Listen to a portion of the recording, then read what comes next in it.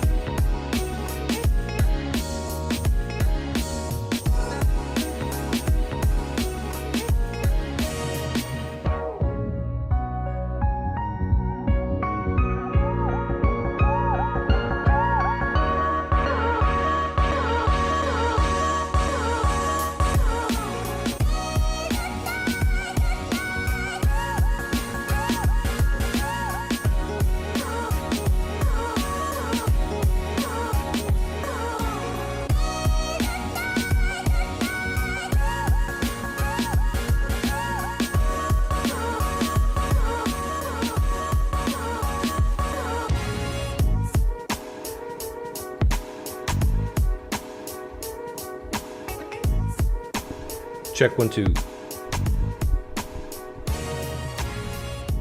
It's not too loud. Let me check my sounds. Levels 100%. Yeah, okay. Thank you to Mr. Deity for giving my life hope, meaning, and purpose instead of the boring, dull, repetitive, laborious world of anti-apologetics. I was on Twitter last night and someone was talking about Calvinism. I couldn't help myself. And I went, why did I do that? Why am I talking to this Christian about Calvinism? I mean, don't get me wrong. It turned out well and fine and nice Calvinist guy. And I'm sure he likes me. Like, who doesn't like me, really? But so, yeah, Mr. Deity made a video, a very sarcastic video, which I love because I'm sarcastic myself. And I knew that video existed way before most of you because I have a friend who's a Patreon, and he sent it to me about 3 weeks ago. So I actually knew this was in the hopper, but I wasn't quite sure if he would actually publish it because some of his Patreon supporters, Mr. Deity's Patreon supporters, when they saw the video ahead of time, they weren't impressed with it. But that's because the Patreon supporters for Mr. Deity probably tend to think more like me because they have money and are successful. Oh, that's so cruel. I'm so mean. But so I wasn't sure if he was going to produce it, but he actually did. And of course, the non-producers, the burdens of society, love it.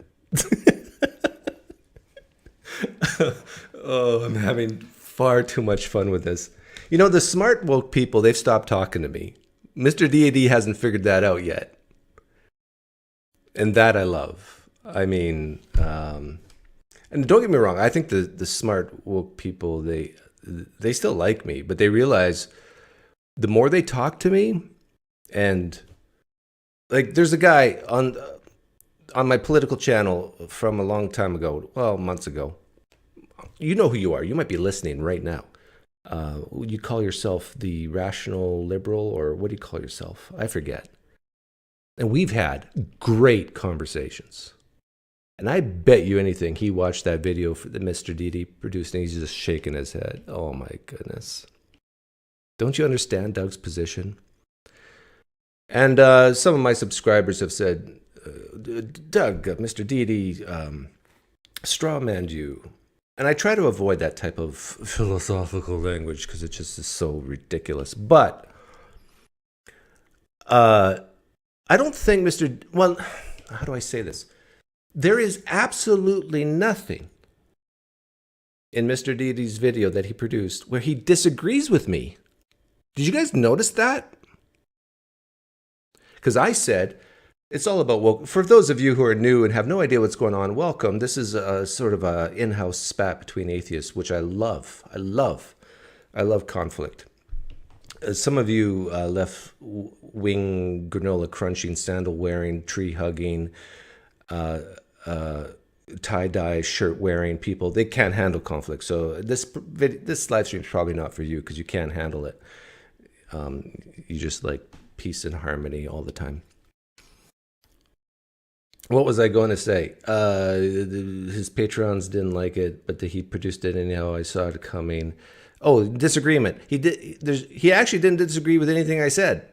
I defined wokeism as a type of feel sorry forism, a suffering from feel sorry forism, which that itself needs its own definition, and that it has to do with the oppressed and the oppressors, and that you feel sorry for the oppressors, and that causes you to, if it's hyper feel sorry forism, it causes you not to think objectively. He might disagree with that one, but he doesn't disagree that you should feel sorry for people, especially the oppressed. He doesn't disagree that the oppressors and the oppressed exist. And this is how I defined it. So he actually agrees with that part of the definition. And I actually think he would probably agree. And Mr. Deity, if you hear this, and if you're here listening right now, let me know if you're in the live stream chat. You're welcome to come on. But it would be dangerous for you to come on and talk to me, because I will get you to agree with me. I'm that good at doing stuff. Because my position is so incredibly reasonable. For example, the thing that you might disagree with me on, because we don't disagree that wokeism is about feeling sorry for the oppressed. We don't disagree with that. What you might disagree with this first part is that it might cause you to not think objectively about the facts. All you have to do is ask yourself this question. When someone is very, very emotional about something, do you think they can think clearly? If your answer is lean no, then we're agreed there too. But getting back to one of my subscribers, Vesna, she said that he strawmanned you. And I understand what she's saying, because, and I'll play it shortly, but there's so much sarcasm, and I understand for 90% of you, you probably don't even get Mr. Deity's sarcasm, and you probably don't get mine often. And you get confused. What is reality? What is... It's a bit of a gaslighting by both of us. But Mr. Deity, I probably understands my response video I did last night, which was very quick, and I don't care, and it was bad quality. This is the thing. Like, I just don't care enough about... I'm not a YouTube creator, really. I'm a finance guy who does this as a hobby. Like, Mr. Deity here. He actually, in his real life... he does video production and editing and all that sort of thing. Like, he's a professional. He's good at it. I'm bad at it. Hey, what's that, Myron? I should get the Wichita Home Office to hire Mr. Deity to work for me? Well, no, it's okay if he puts his pronouns in his application. We'll look past that. Yeah, I know we have a policy of not hiring anyone who uses pronouns in the application form. I understand that, but we'll make an exception for Mr. Deity. Like, his heart's in the right place. He just loves people who are oppressed. Like, how can you say anything bad about that? Well, he has skills. So we'll look past his wokeness and we'll hire him. We can't afford him? Oh, come on. He's doing this for... He has a Patreon account. He needs the money. I'm sure we can make him an offer he can't refuse.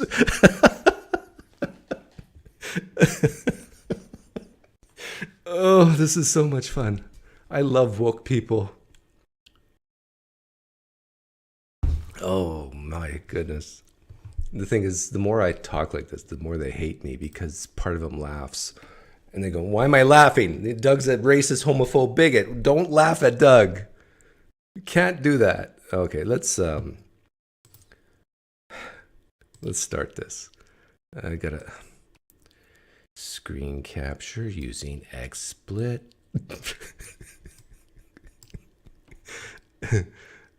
See, look what he's doing. I should have worn my black shirt. Hang on. I think it's worth me going to change. In fact, he does like a 2-minute intro that's not even about me. So let me, I'm going to go change to my black shirt. But I still need to have my headphones plugged in to hear him. So don't give me grief about that. And then I'll play this intro, which is funny, but not relevant to me. And then hopefully I can be back in time with my black shirt on. So this can be like a professional thing. Here we go. Okay, I gotta do this quick.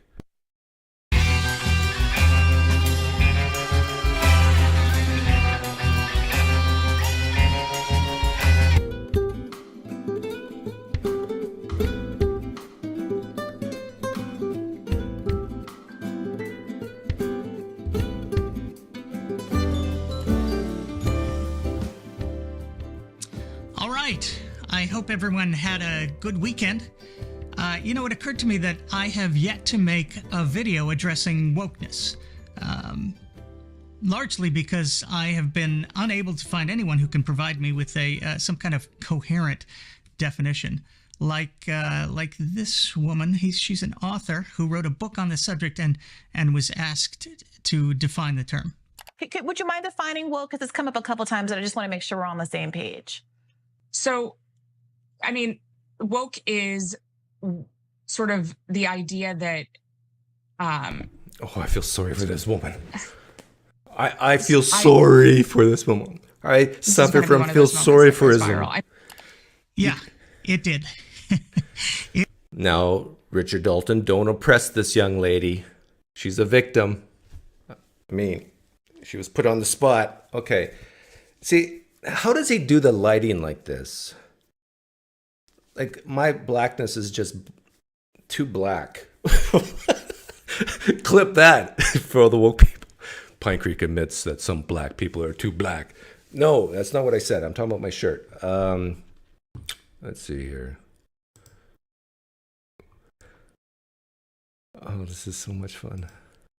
I can hardly wait. This is way better than talking to Christians. So much better than talking to Muslims.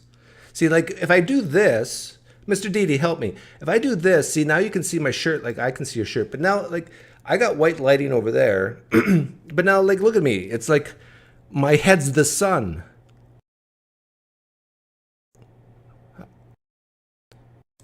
What's that, Martin? Get Mr. Deity to fly here to Arizona?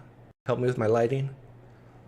Yeah, he could do that for a racist, homophobe bigot like myself. Okay. I need a choker.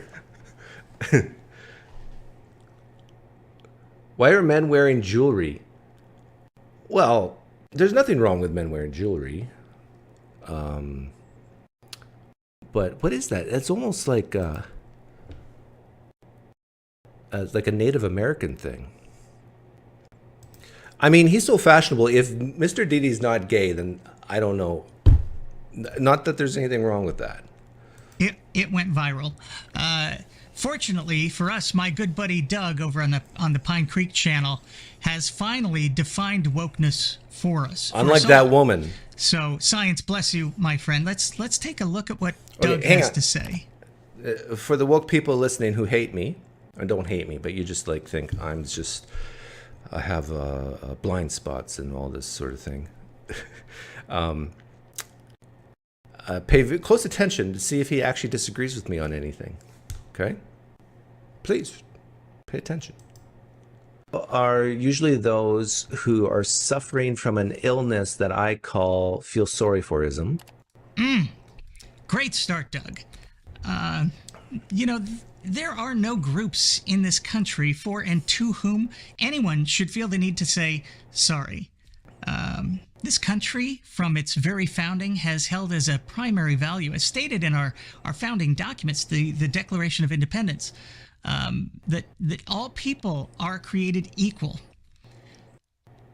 Okay, well, technically it says that all men, and by that they meant all. Yeah, okay, so my first part of the definition is woke people are those who suffer from an illness called feel sorry forism.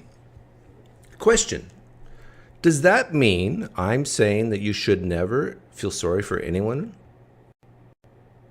Is that what I'm saying?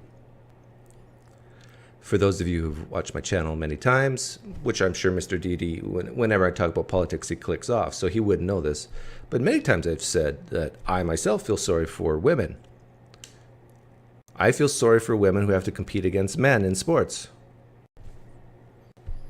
Yeah. So what do I mean by this suffering from feel sorry forism? It's when you take it to the extreme, when you feel so sorry for someone that you excuse bad behavior, where you treat people, adults, like infants. Oh, no, they can't take that because they're an oppressed minority. Oh, no, you can't expect that of them. That's what I mean by feel sorry forism. I'm not saying you should never, ever feel sorry for anyone or any person for any reason. No. And so, but he's being sarcastic here. So I'm sure Mr. Deity is smart enough to understand that, but probably not a lot of his followers. White men, all white men who owned property. But the point is, this country has been relentless in its pursuit of equality for all people because it says so right there in black and parchment. These are the ideals which have made America exceptional and great. I mean, just look. Yeah, this is sarcasm, though. I would love to have Mr. Deity on and say, do you believe the United States is an exceptional and great country? Lean yes, lean no. I think it's hard, under my definition of woke, for a woke person to quickly say yes. They would be like the pro-Palestinian activist supporters. Whenever you ask questions like, is what Hamas did at that music festival, do you condemn that? Is that bad? They might say yes, but they'll very quickly say, but it's very understandable from the years of oppression from the Israelites, the Israelis. That's immediately where they go to justify it. This is what I mean by suffering from feel sorry forism. That you can look even at a minority oppressed person and say, you suck there. You made a mistake there. You are a bad person there, you oppressed minority person. That's very hard for a woke person to say. They might admit it if you pull it out of them, but their first reaction is, you can't blame them because look what they've gone through. No, you can blame them. This is called personal responsibility. And then the very smart woke atheist will say, well, Doug, aren't you a determinist? I mean, if you're a determinist, then really it's not their fault and there's no moral accountability. At the Pledge of Allegiance, okay? Daily, as a child, I and every kid in America pledged themselves to liberty and justice I didn't. For all.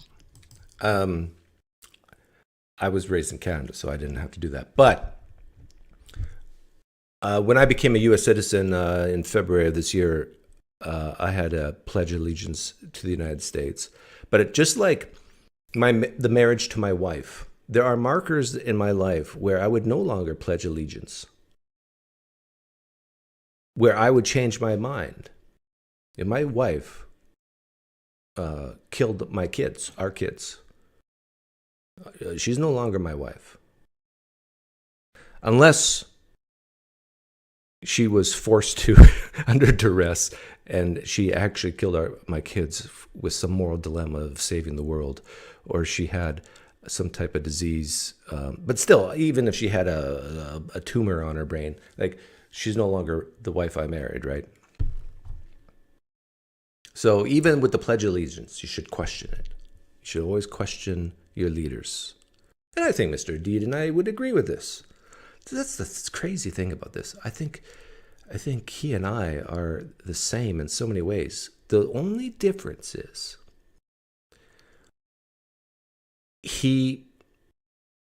this is the difference between people in general. It's the difference between soft love versus tough love. Women, mostly, and abused men, mostly. Oh, yeah, people are going to freak out when I say this. They will lean towards soft love. Men, mostly, and the not abused, stable people, mostly.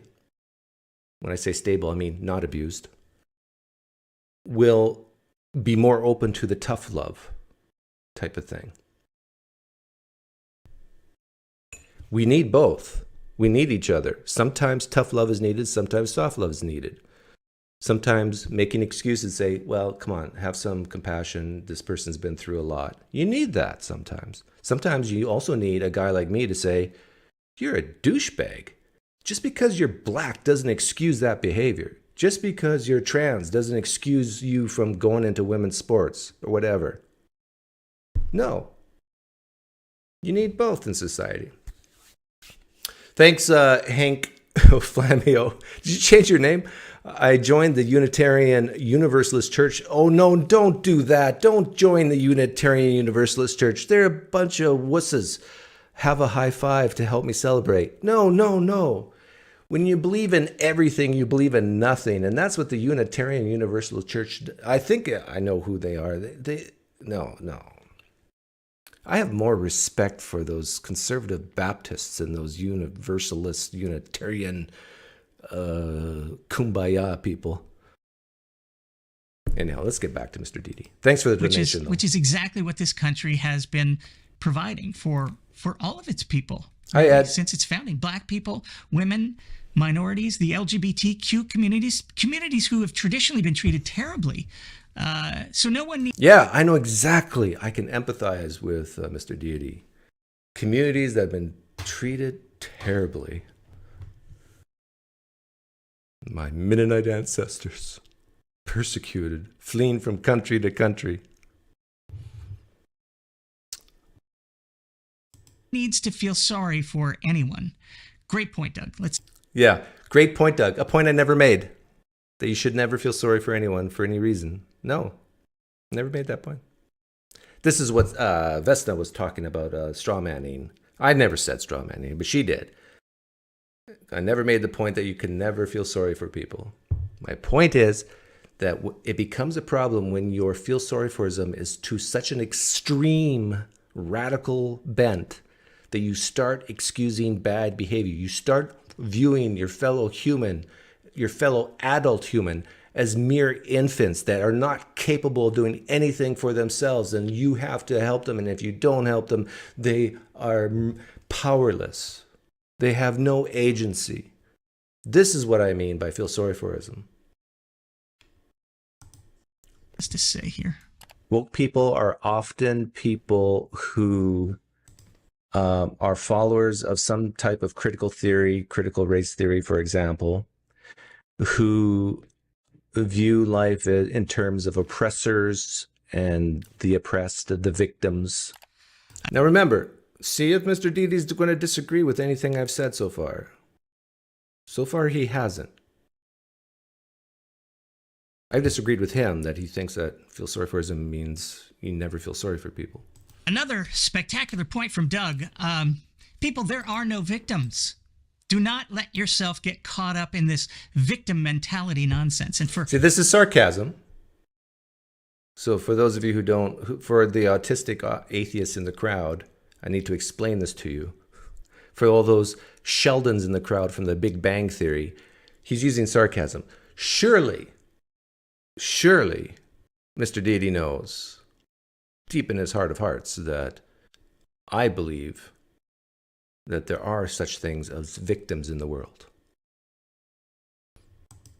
For Hitchin's sake, do not let the woke mob tell you that this country's laws and entire legal system have been hijacked for hundreds of years. And Shirley, quit calling me Shirley, airplane movie. Surely he knows that I think these laws, like slavery, terrible, as Charles Barkley would say. But we don't have it anymore. Even redlining it's been gone since, the late 60s, early 70s? Bad. No longer here. We've improved. Our society has evolved. Thumbs up. To keep any group of people a permanent underclass, or that any group has systematically been kept from the kind of equality and justice we just talked about. How could that even be true when our Declaration of Independence and our Pledge of Allegiance are so clear about equality and justice? Think about it, people. Yeah, and again, he's using sarcasm, but I think a part of him understands and realizes that our Constitution, the American Constitution, pretty good. This is why I think Mr. Deity won't come on and talk to me, but he's invited. Anytime, email me. Formal invite, because I will get Mr. Deity to admit these things. A, the United States is a great country to live in. B, in fact, it's exceptional. C, Constitution is amazing. D, sometimes people feel sorry for them too far. And sometimes tough love is needed. And sometimes people are responsible for their actions, even if they're an oppressed minority. He would agree with all that. And I'd make him admit this. And then I would say, see, we're the same. Because when you do, you'll realize that there are no oppressors and no oppressed. Our laws couldn't possibly have been used in that way. So far he's not disagreeing with me that wokeism is about the focus of oppressors and oppressed. He's just saying that sarcastically that I don't think there's oppressors and oppressed, which he's being sarcastic. So of course he understands that I realize there's oppressors and oppressed. We're all equal. And by definition, you just can't have the oppressed and the oppressor in an equal society. That's just math. Math is hard for most.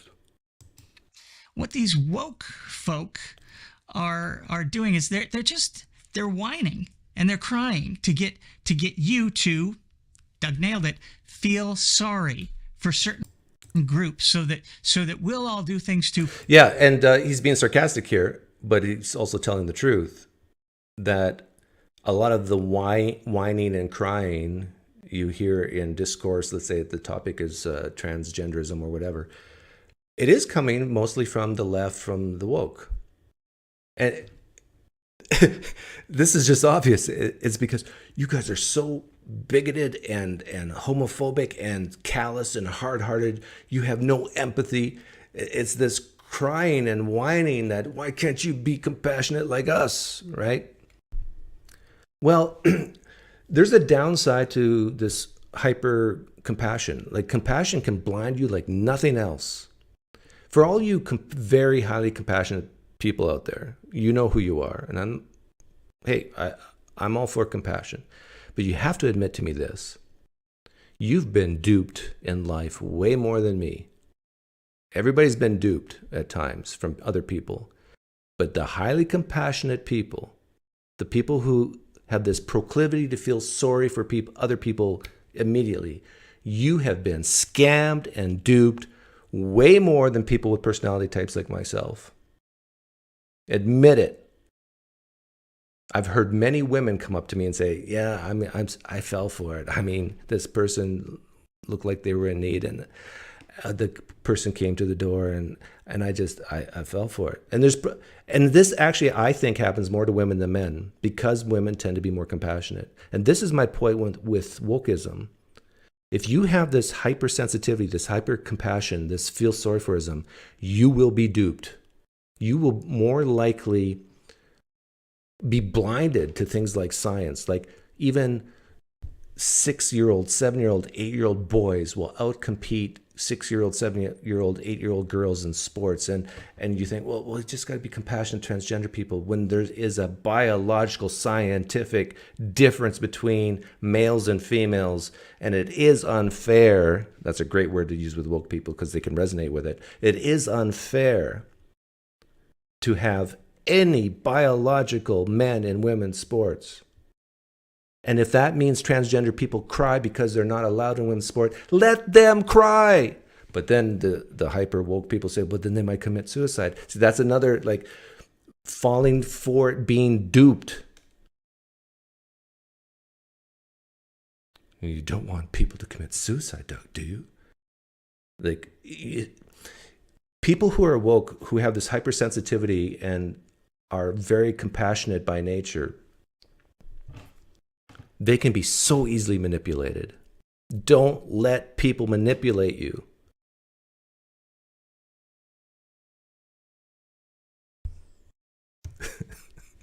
The truth hurts, doesn't it? Reverse or correct the allegedly ongoing effects of this imagined oppression and victimization. Don't fall for it. Don't do it, people. All right, let's see what else is here. Woke people tend to be very unhappy, sad, miserable people. Woke people tend to be female. I would say it's not insignificant. My guess is it's close to 60%. And I think the reason for that is because women, which is adult females, tend to be more emotional.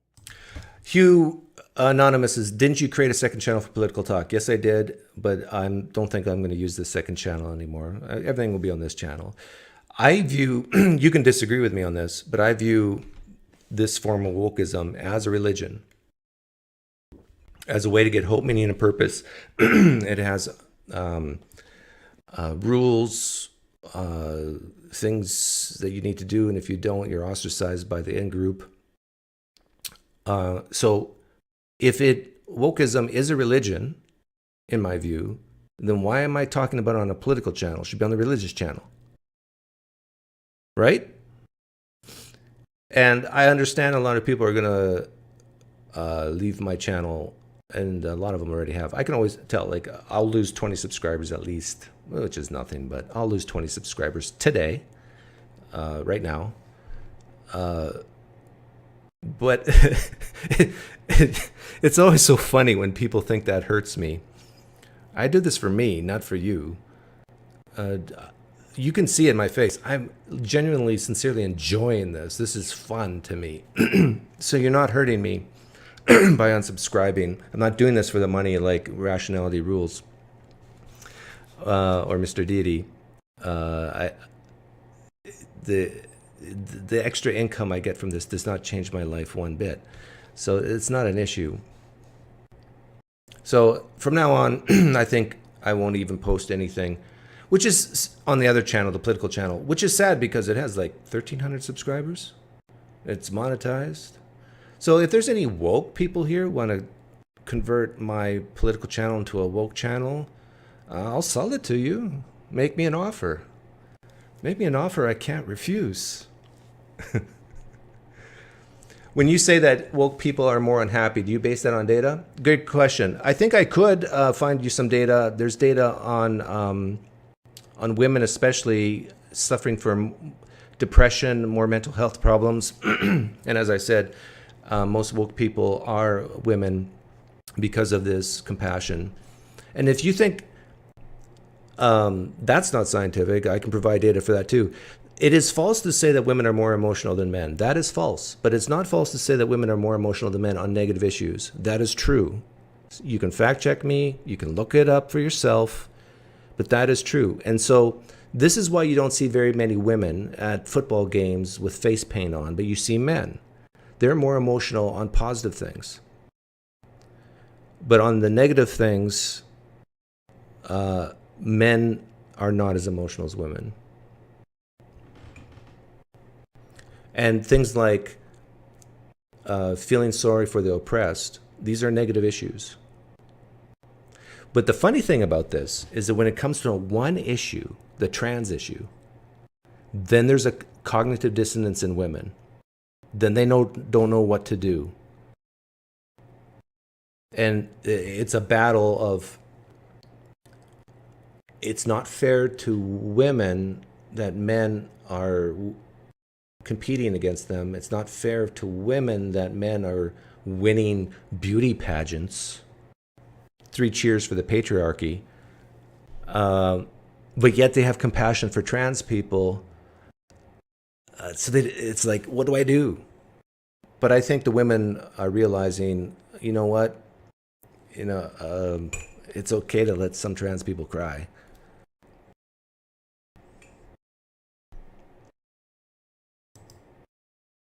On things that tend to be negative, like oppression, than men. Amen, Doug. Amen. These women, so emotional with their hormones and their compassion for others and their empathy for the allegedly oppressed. I mean, notice there's still absolutely nothing that Mr. Deity said so far where he's disagreeing with me. He's using sarcasm, but he's actually not disagreeing with anything I'm saying. Here's the... In fact, I dare Mr. Deity, do you disagree that women are more emotional than men on negative things? Maybe Google it first and then get back to me. Irony. You know, some of these women will actually say that the reason... And abused men. I got to say this. It's the truth, but it's going to hurt people. And I got to say this because it's an observation I have made on this issue over the years. Men who tend to be woke have suffered from some type of mental illness, like depression, anxiety, have been abused, either physically, sexually, emotionally, verbally by their parents or someone else. And so it makes sense. It's completely natural. So they have felt this tremendous form of oppression in their own lives. And so then when they see it to other people, they're more likely to empathize with them, like the African American in the United States or a trans person or whatever. You look at the atheist content creators on YouTube who are woke, based on my definition. And you've seen that they've admitted in the past that they have suffered from some type of illness. And I'm not knocking them. I'm not blaming them. I'm just saying that this as a fact. People like me who have been raised in stable homes with great parents who I can't remember a time when I've been anxious or depressed. I mean, how in the world am I going to fully relate to the oppressed when I've had such a great life? Like, can you blame me for not being able to relate? No, you can't blame me. And I can't blame someone for having this, I'll call it a knee-jerk reaction in support of the oppressed because they themselves have been oppressed. That's just science. That just makes sense. But understand yourself. In fact, if I was a betting man, and I am, I would bet that Mr. Deity has something in his past that helps him relate to the oppressed. I'm not going to guess what that is. But this is why he has this, I think, natural tendency to push back hard against guys like me, like the tough love type of personality type. The difference between, I think, a lot of woke people and myself is I can say this out loud. I can say we need people like Mr. Deity and the very compassionate, sensitive types. We need those types of people in society. But it's much harder for the woke people to say that about me. We need guys like Doug because sometimes we need the tough love. We need sometimes those borders closed. And we need some people who can actually stomach and let people die at times in order for the greater good. Oh, that's a tough pill to swallow.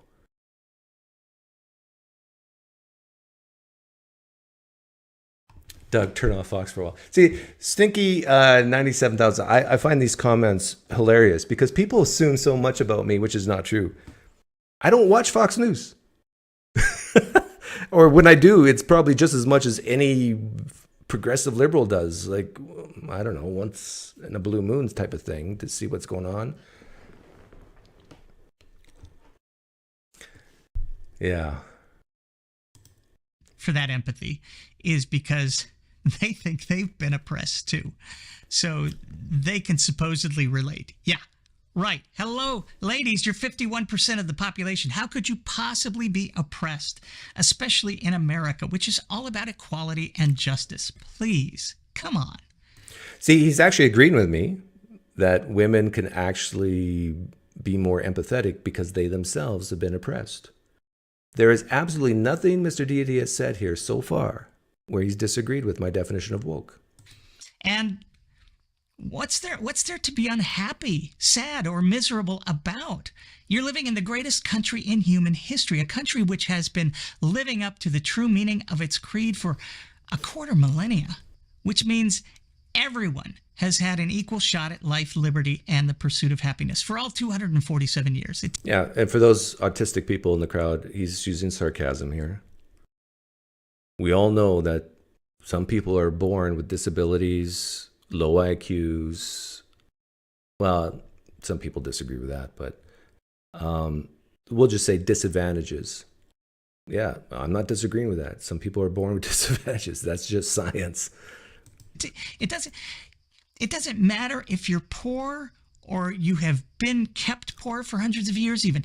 You can pull yourself up without the rest of us having to do anything. And another reason why I think Mr. Deity will never come on and talk to me, because I will get him to admit that some people have been born poor and disadvantaged and have pulled themselves up. They have done it. That's a real thorn in this. This is like the Apostle Paul, a thorn in their side. How do you explain those people that have everything against them? Now, I've talked to people, woke liberals about this, progressives, I should call them, not liberal. And what they'll end up saying is, it's luck. It's just luck. Okay, you can say it's luck, but I mean, you tell that to the people who have come out of nothing that the only reason why you're financially independent today or you're successful in any sort of way today is because of luck. It's not hard work, discipline. Like, these are bad words almost for some woke people. I don't think Mr. Deity would admit that, but for some people, like hard work and discipline and being able to pull yourself up to have some type of self-control, oh, these are bad words because it makes other people who don't work hard, who don't have self-control, it makes them feel even worse because they couldn't do it or didn't do it. To rectify the imagined past wrongs of your alleged victimization. Is that not a cause for unshakable happiness and celebration? Come on. See, he's agreeing with me. He's agreeing that if you're a woke person, aware of the injustices of the world, the oppression of the world, how can you be happy? Right? So far, there's absolutely nothing he's disagreed with. Give me a break. They tend to, he's using sarcasm, but he's agreeing. Because of this feel sorry forism, they tend to not look at the facts objectively. Another great point from Doug here. For example, all right, black people in America have 10% of the wealth white people have. In an otherwise... Okay.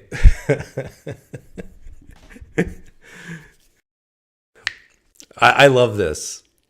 Black people have 10% of the wealth that white people have. As if black is a monolith, just like as white is a monolith. What he actually means is African Americans who have a history of slavery. That's what he really means. And I think a lot of black people in the United States hate it when progressive liberals, sorry, I got to stop saying liberals because I offend other people, and I don't want to offend anyone. But I think a lot of black people in the United States get offended when they're lumped all together. Like you tell a, I don't know, second generation Nigerian who is a doctor, they don't view themselves as the same type of black as an African-American black. I know this is hard for some of you to hear, but it's the truth. Even Caribbean blacks don't consider themselves African-Americans. People from even Canadian blacks don't consider themselves African-Americans because they're, well, of course, they're Canadian. Most of this conversation about wokeness and feel sorry for them is for a certain group of black people called African-American, which make up probably, I don't know, 75, 80% of black people in the United States. Is equal society. That's a fact. So why do you think that is? There is the question of the century. Okay, so we have people who have less wealth than other people of different skin shades. Why do you think that is? Now, this is where, believe it or not, I don't think Mr. Deity and I would disagree fundamentally, but we would disagree in degree. So if you had a bar chart, like a, bar charts. So at the top is 100%, the bottom 0. Why do African Americans have less wealth in the United States on average than, let's say, Asians or white people? A woke person, under my definition, would say systemic racism is like very close to 100% of the reason. A guy like me says, well, hang on a second. What do you base that on? What's your data? Could it be that maybe it's 55% the reason? And maybe the other parts are other explanations, like culture. See, these questions get to the root of the issue. And these are questions that the average woke progressive hasn't even thought about. Or they're unwilling to even entertain the idea that what explains a outcome might not be what you think it is. Now I sitting here saying that yes, systemic racism, the past, the history of slavery has set African Americans back, no question. But in the year 2023, when we have, let's say, a 20-year-old African American male who's in poverty, what explains that?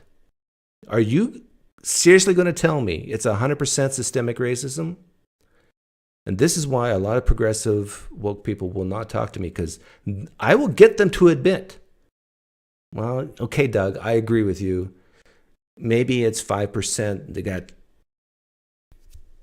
crappy parents or no dad in the home. 5%. I'll give you 5%, Doug. Whereas another African American family did have a father in the home and they're doing much better. Okay, Doug, I'll give you that. But even that is a tough admission for some people, because it just makes some people feel bad. And we can't have that. It's much easier to blame others than, let's say, parents.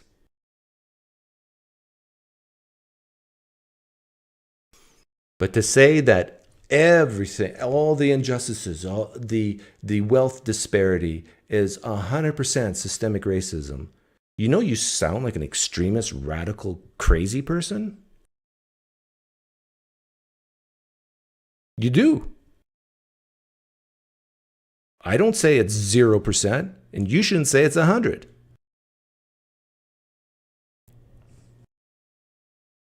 And if you start talking about history and how it affects people, I mean, you start setting yourself for some very dangerous conversations, like people who've been very oppressed, very persecuted, and as a whole are successful today in certain countries, like the Jews.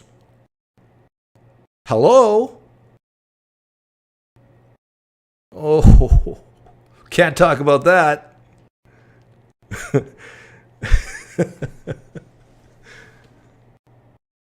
It's not a tough admission, Doug. Doug can straw man with the best. I'm not straw manning at all here. I am asking a question. What percentage of that bar chart for the 10% wealth disparity of African Americans in the United States, what percent do you attribute that wealth disparity to systemic racism? And I'm making the claim that if you say 99 or 100%, you are delusional. You're a radical extremist who has the inability to think. Now, if you say 80%, I got a little more respect for you. But if you're basically saying it's all systemic racism and nothing to do with culture or personal responsibility, I view you as a fool. Where, in my definition of woke, where you have so much compassion and feel sorry for them, you're not willing to even give 5% personal responsibility for, let's say, a culture or a family, whatever. That's what I mean by this feel sorry for them, this hyper giving excuses. It's never a person's fault. Never, ever, ever, never. It can't be, because then we're viewing them as bad people or stupid people or whatever. We can't have that. Well, here's the fact. Some people are stupid. Some cultures are worse than others. This is the hard truth to admit. Some cultures suck. Some cultures are better than others. I can mention cultures like in Islam where women are severely oppressed, not allowed to drive, put bags over the head, and then even for some progressive woke people, they would even tough to admit that is a bad culture. But I can give you examples where you'll agree with me. Yeah, some cultures suck. And we would be agreed. But, can't talk about African American culture in the United States. Some of them. No. It's all systemic racism. Even the reason why fathers are not in the home and they have sex, even their coitus is determined by the white man. Really, you're going to go there? You're not even going to give 10% personal responsibility for coitus outside of marriage? Really?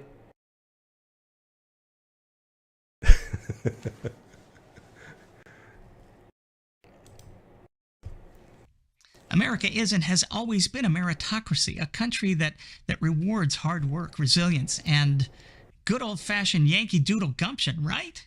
So right. Whatever your look at immigrants to this country who come in legally, who are black, Indian, Nigerian.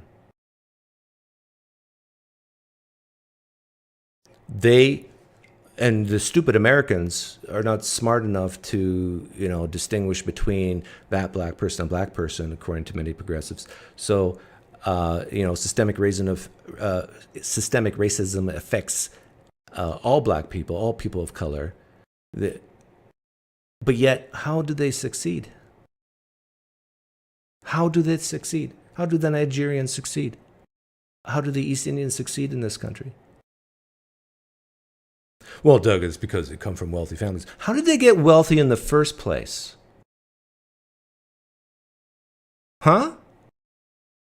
This is another difference between, I think, progressive, woke people and people like myself, is they have this idea that if you're a millionaire or a billionaire, there's only one explanation. It's just you're cheating.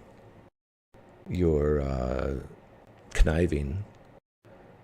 Did you realize that most of the millionaires in this country, their parents weren't millionaires? That they actually achieved, and they did use things like hard work, smart work. There's a difference between hard work and smart work. But usually if you can do hard work and smart work both, you're going to be successful in this country. You have to actually be pretty stupid in this country to not have a middle class income. Here's another hard truth. You can be a teller at a grocery store, but if you play your cards right, save your money, within 20 years, you're a middle class lifestyle. Show up to work on time. Be nice to your bosses and employees. Be conscientious. Have some type of initiative and drive. You're going to have a middle class income. And most importantly, don't have kids you can't afford. You're going to have a middle class income. You're going to be okay. Now you're not going to, be driving Teslas around or whatever, but America's such a great country. It's actually pretty hard to screw up.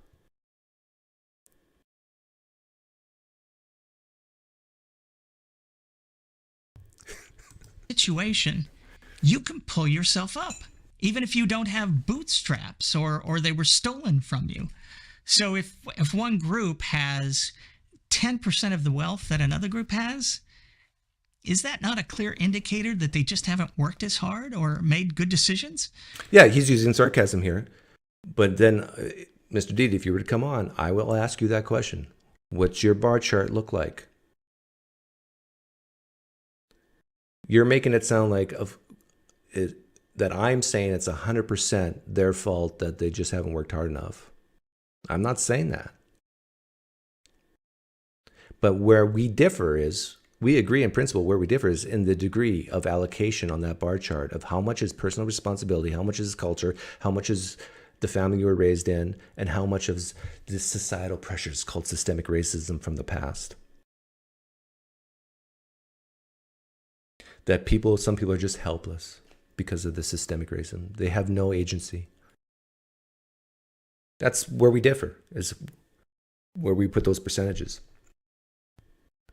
Or maybe these people just don't have what it takes. Okay, there. I said it. I said it. Has anyone tested people's IQs and run a comparison? I mean, a country like America that embraces equality can only do so much if certain groups are... You know what? That is very true. Some people are born with Down syndrome. I had a cousin who had Down syndrome, and I loved him. I mean, he was the happiest kid. He brightened everybody's life. But in terms of financially, because he was talking about 10% of wealth and so forth, Down syndrome people are a financial burden to society. That's just a fact. Some people have lower IQs and will be a burden financially to society. That is a fact. Some people are blessings to society financially. That not only do they make money for themselves, but they pay their taxes and they give to the poor. It lifts other people up.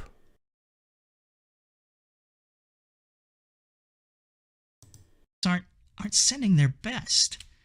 And therefore they start out with some massive deficit. This is not a miracle. Someone just wrote in the live stream chat, this is like the stupidity of people. He's from Manitoba and doesn't believe in systemic racism. I just said, I think if you rewind the tape 30 minutes ago, that I do believe there was systemic racism. But as of today, in 2023, can you provide me an example? Well, it depends on how you define. Here's the problem. You got to define systemic racism. If you define systemic racism as basically everything to do with the past and how it influences today and nothing today, then yeah, I can say there was systemic racism. But if you say that systemic racism includes things that happen today, that laws today that are systemically racist, then no, I say no. In fact, the closest examples I've gotten from a guy who's apparently an expert in systemic racism was certain Jews in New York can't kill chickens for an offering. I mean, there's a law against that. I just like shake my head. Okay, if that's your example of systemic racism. It's America. Okay? Let's see what Doug has to say. People who are woke are in a cult. Not all of them, but a lot of them. Wow, Doug is really bringing the strong here. He used the C word. Well, not that C word. The other one, cult. That's just Okay. What's the definition of cult? Cult is when you're in a tribe, you're in a group where you're being manipulated, controlled in a negative way. Well, some people would say people in the cult would say in a positive way, but where your actions are, if they go along with the group, they're rewarded, and if they go against the group, they're severely punished. Basically, Christianity, Islam are cults, except they're so popular, we call them religions.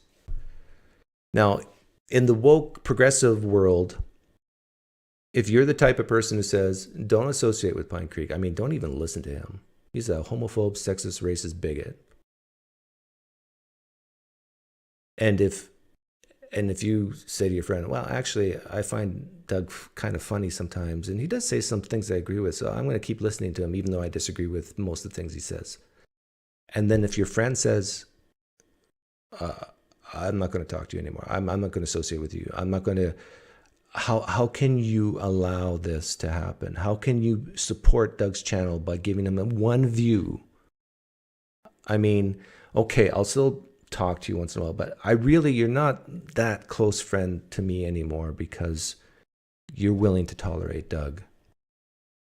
Now you think some people might think I'm strawmanning here, but there are people I've heard with my own ears say stuff like this. If you associate with Doug, you're part of the problem. Now, if that is not cultish, I don't know what is.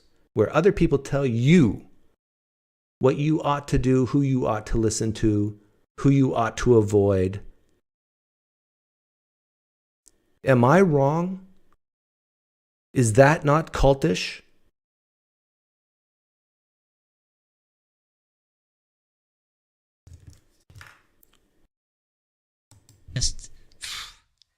That's just devastating. I don't know how one could even imagine coming back from a smackdown like that. It's basically checkmate, right? I mean, name-calling is the atomic bomb of the intellect. Yes, name-calling is the atomic bomb of the intellect. Like, PineCreek is a homophobic, racist, bigoted, sexist, misogynist. Drop the bomb. Boom. This is the thing. Most people like me are not affected by name-calling, but the progressive left are. The worst thing you can say to a progressive person is not to say they're in a cult. The worst thing I could say to Mr. Deity is, Mr. Deity, you're hurting poor people. Mr. Deity, you think you're helping the oppressed, but because of your unintended consequences, you're actually cruel to the oppressed. Mr. Deity, you're actually hurting African Americans with your rhetoric and your wokeness. This cuts deep because a lot of woke progressives view themselves as very compassionate and helping the poor, the oppressed. But if you actually tell them your actions is causing harm, like an example is the trans kids. If you support the removing of breasts of a young girl because they say they're trans at the age of 15, and you're so compassionate because you want to support their identity, you're a cruel person. You're a bad person. You are hurting kids.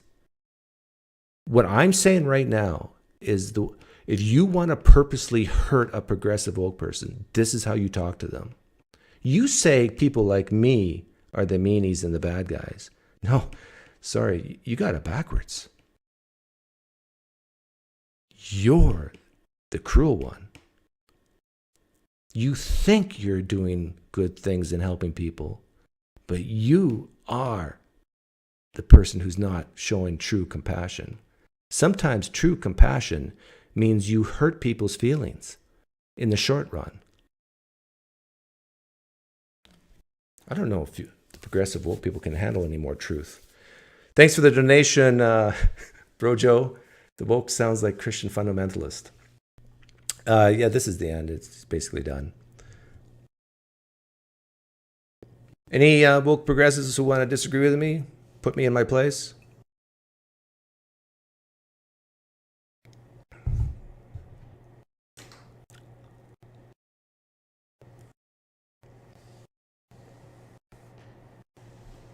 Takes you have to tag me because my audio, my mic always screws. I have to fiddle with it as soon as I open up Whereby. But if someone wants to talk to me, let me know in the live stream chat. Tag me @ Mr. Deity, if you're here, you're welcome to come on right now.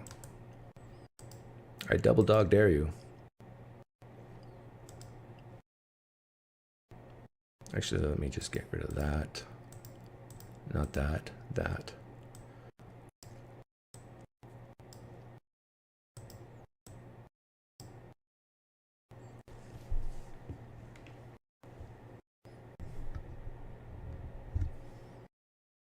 Yeah, oh, hang on. I gotta make sure it's not top chat. I gotta make it live chat, right?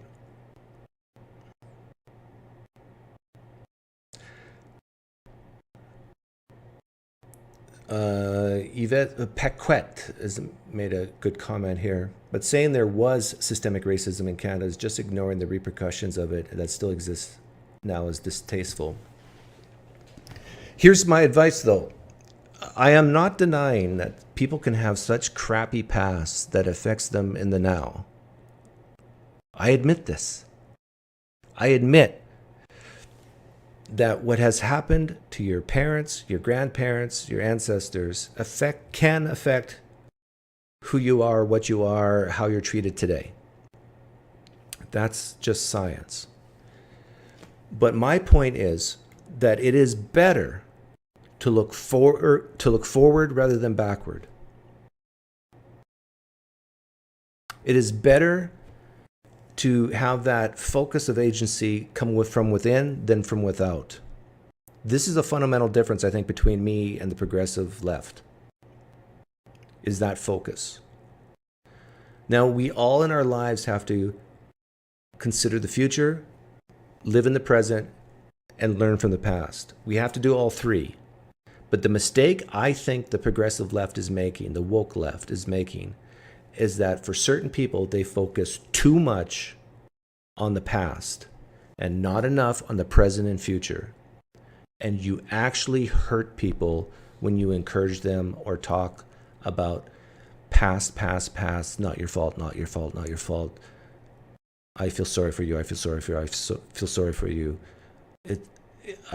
You're basically like a child and I need to protect you. How great of the white man, to the white liberal woke person, to protect the poor African American, the poor indigenous people from themselves and their history.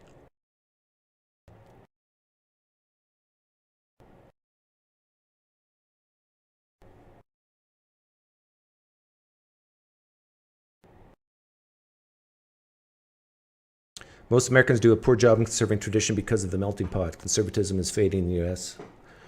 I disagree that it's fading. I think because of the woke left, it's resurging. The transgender issue alone has moved people to the right. And they know this. The smart ones know this.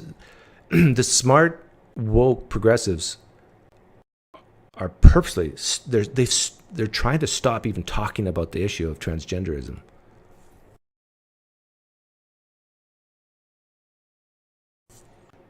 But I dare any progressive woke person who has half a brain to come on right now, and I will be nice. I will listen to you. Let's find points of agreement and points of disagreement and talk about it.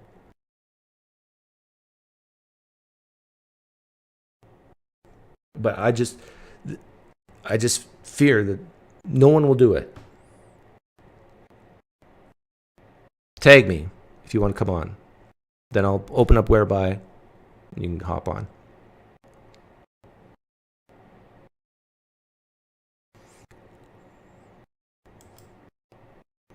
Stupid Pants, you can try if your internet's crap. What you could do is just ask a couple questions. If your internet's crap, then you can leave and I can answer. I will provide the link if someone's saying that they want to come on, because when I open up whereby, it fiddles with my my mic. I'm going to try to go as long as possible without having to deal with that. It's a problem that's existed for like years, and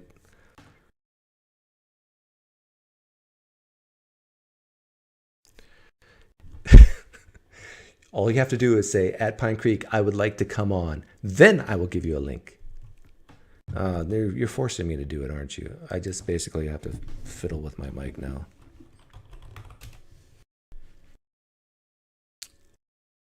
Starting now. My mic is going to go quieter and quieter. And then I have to ramp it back up.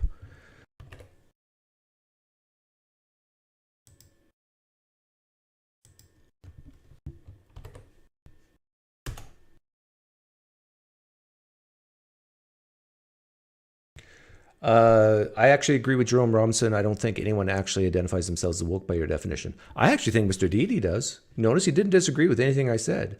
He wants to feel sorry for the oppressed.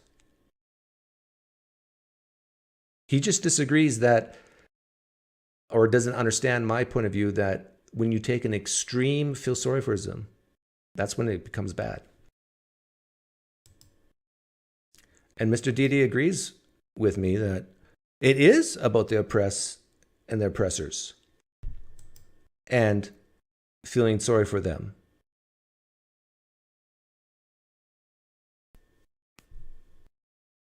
So under my definition of woke, I think Mr. Deity would say, I'm woke. Now, I know what he's going to say on the next episode because I've already seen it. He's going to get into the one other definition. Part of the definition is about being less open to dialogue with people who disagree with you.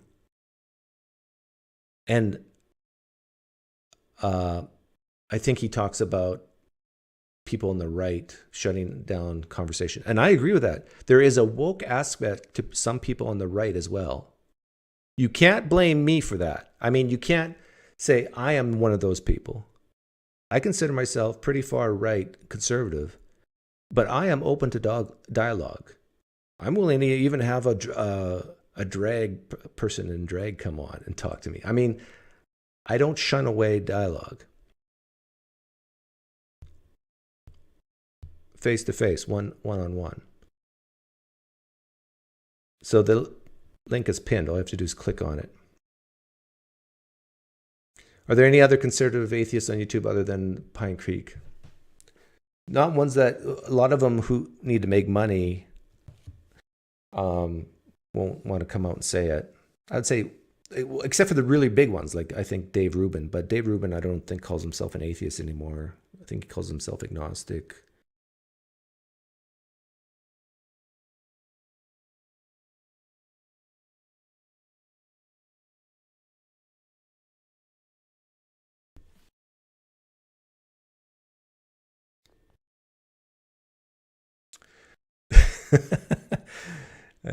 I gotta be so careful. So woke basically means having empathy? No. Being woke means that you have such an extreme hypersensitivity and compassion that it prevents you from seeing the world objectively, seeing the facts objectively, shutting down certain conversations, being unwilling to admit agency, having a very high percentage of blame cast on someone outside the oppressed. Like someone who is a woke progressive, it's next to impossible for them to assign any percentage blame to a victim. Like To them, that is, they rather throw up because of this hypersensitivity. They can't say, yeah, that guy was an idiot. If only he would have stayed home instead of gone out, he'd be alive today. He wouldn't have been shot by that cop. Like, what was he doing resisting arrest? How stupid is he? They can't talk like that. A lot of them. Some of them, though. I'll say some of them.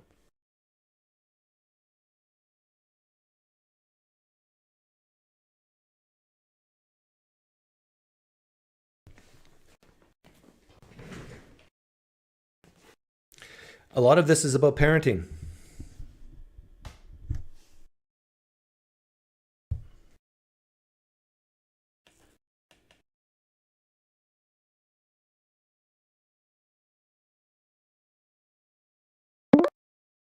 Finally.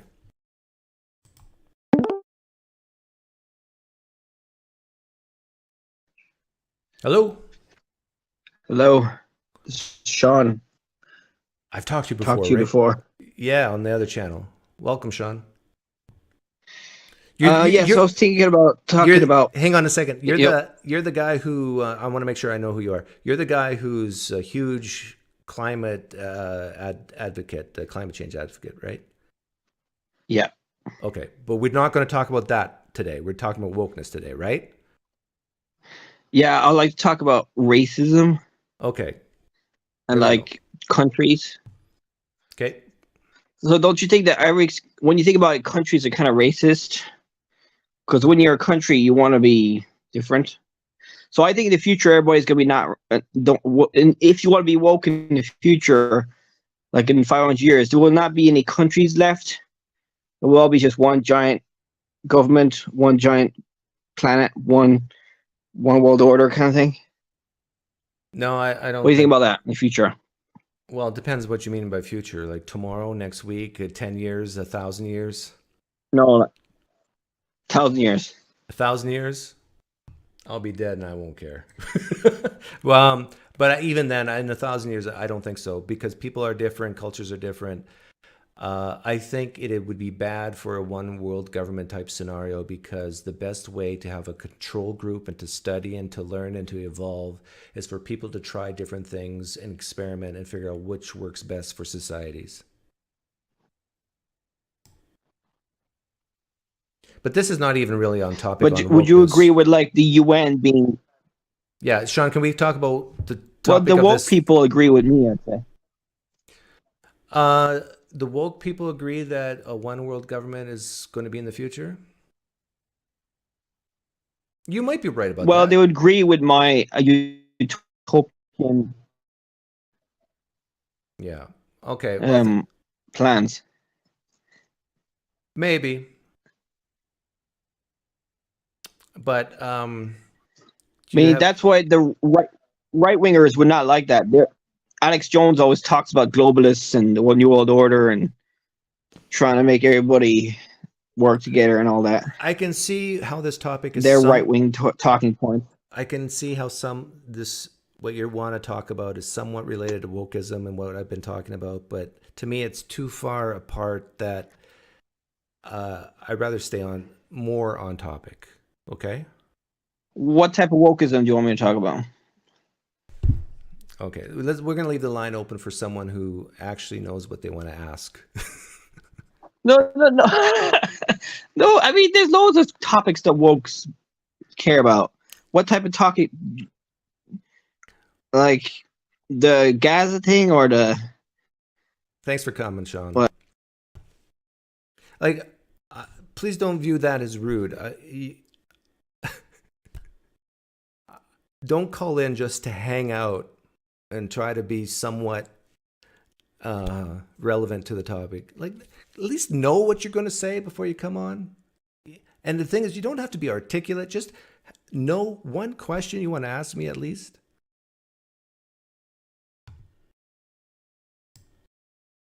Come on, progressive woke people. At least, are there any smart ones out there who's willing to talk to me?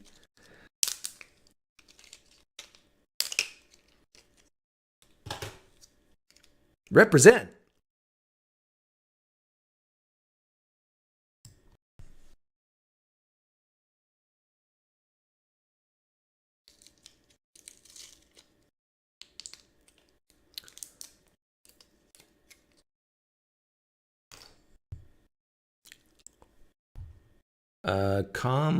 Komaliji. Yes. Definitely. I got markers. Yes.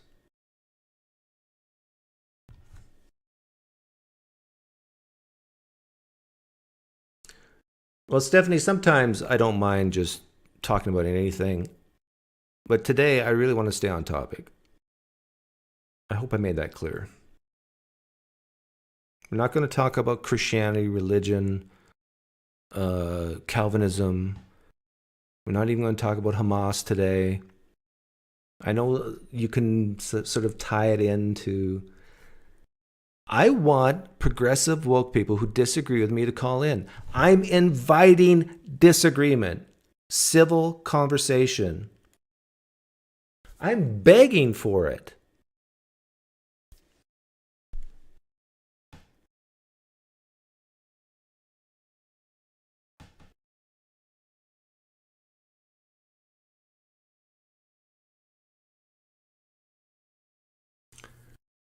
Japheth, I get this a lot. Why are you using the PineCreek channel for political talk instead of PineCreek? My political channel, I think, is going to go bye-bye. Everything will be here. Because even if you don't like the topic of woke progressiveness, whatever, and you think it should be on that channel, I view woke progressiveness, the wokeness, as a type of religion to bring hope, meaning, and purpose to people.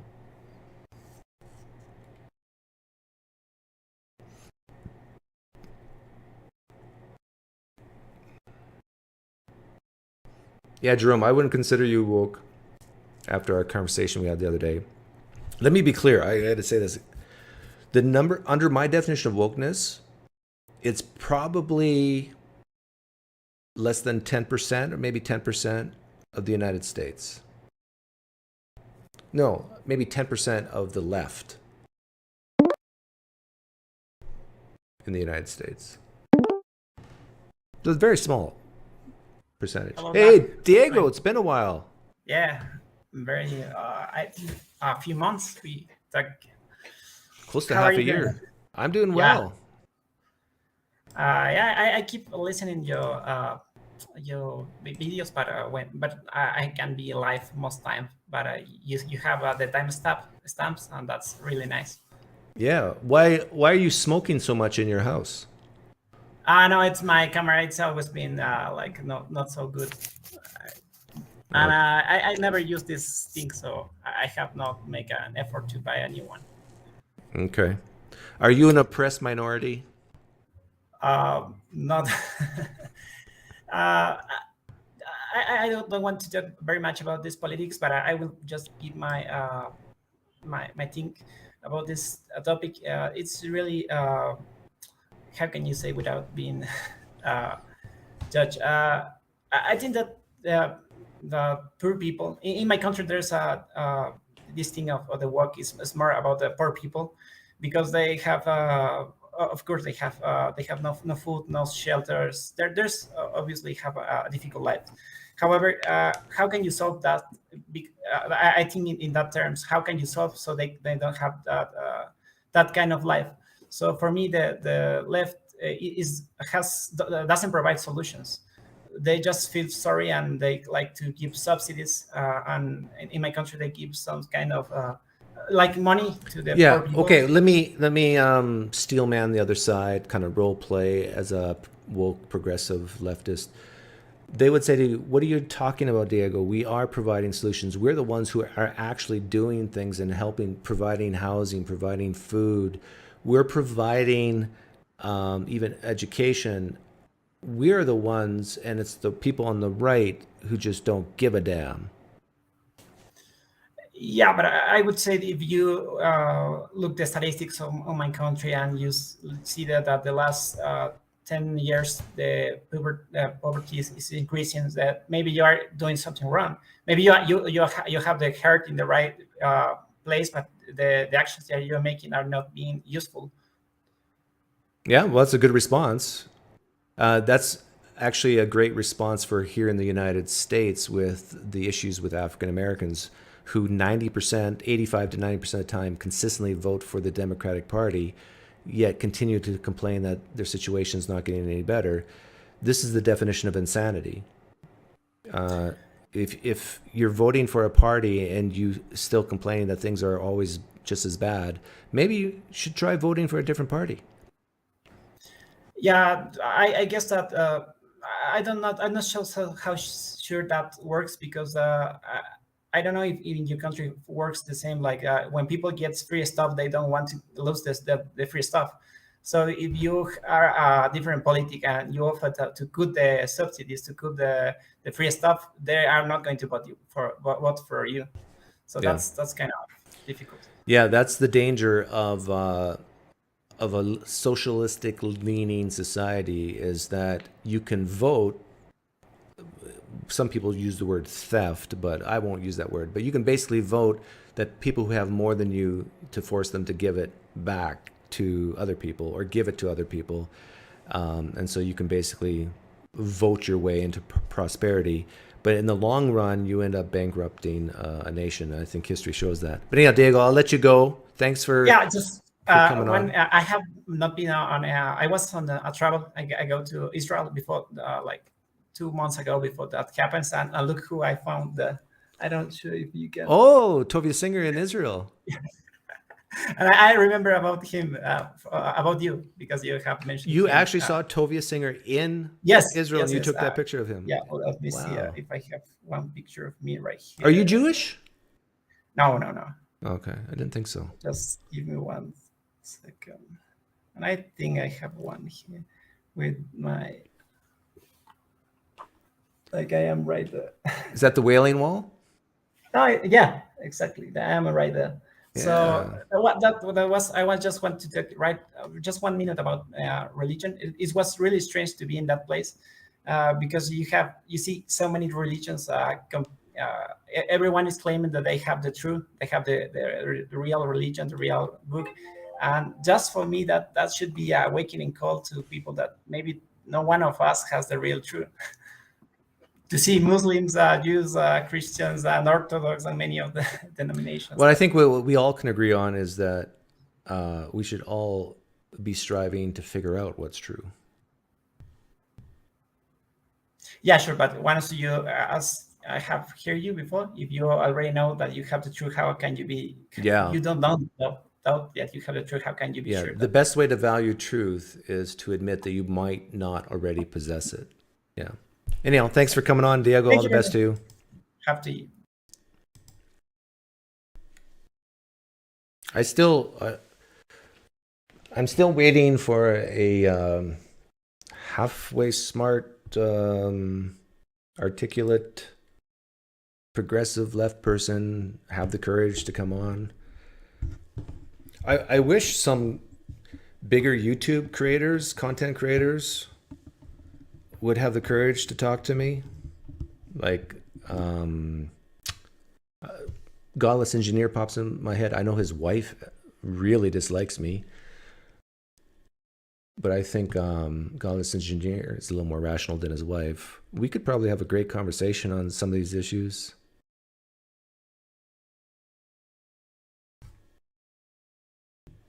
I know I've talked to Digital Gnosis a lot. I bet you Digital Gnosis, Nathan, I bet you he could watch Mr. Deity's video there and totally shake his head and say, Mr. Deity, I've talked to Doug. You're missing the boat here. I disagree with Doug like you do, but you're not representing him. I think even Nathan would say that. Mr. Deity, you hear what I just said? You love Nathan from Digital Gnosis. I've heard you say that. And I'd bet money that he was shaking his head at you.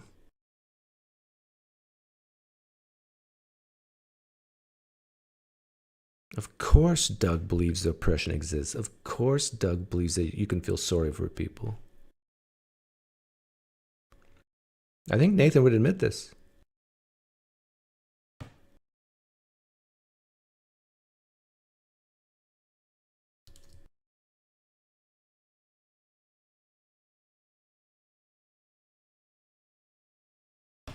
I might be a nasty sailor in my language, but trust me, you're falling into a rabbit hole here. No, not falling into anything.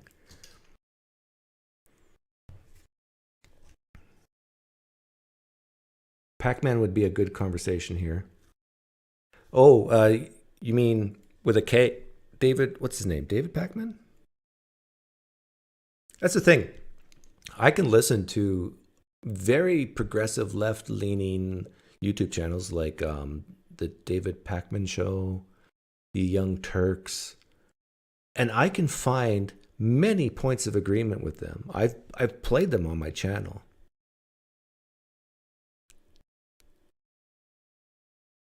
Like, you can have severe disagreements in one area and agree in other areas. That's totally fine.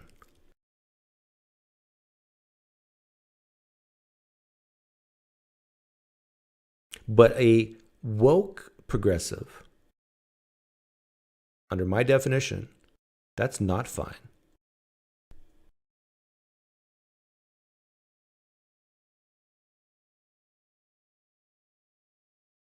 It's not fine to associate with bigots, they would say. It's not fine to talk to Nazis, they would say.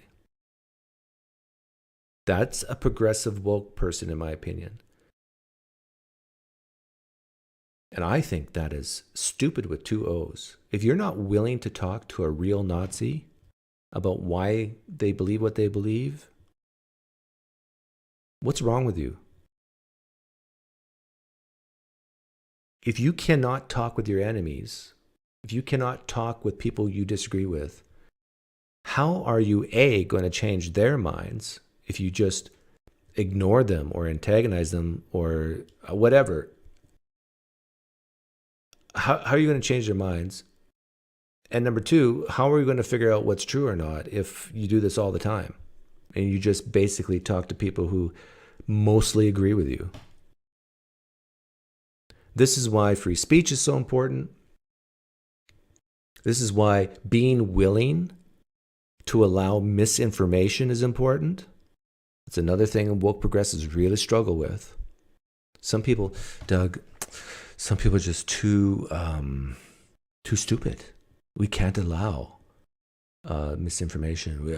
I mean, look at the ivermectin thing, like people taking horse medicine, people shooting up chlorine into their veins because of Trump. I mean, people are so stupid, Doug. See, in a way, the progressive left have such a low view of humans that they feel this mother hen protection instinct. These people are too stupid. We need to protect them from other people. Whereas I'm more the type of personality type who says, come on, give some people some respect and dignity and that they can actually think for their own.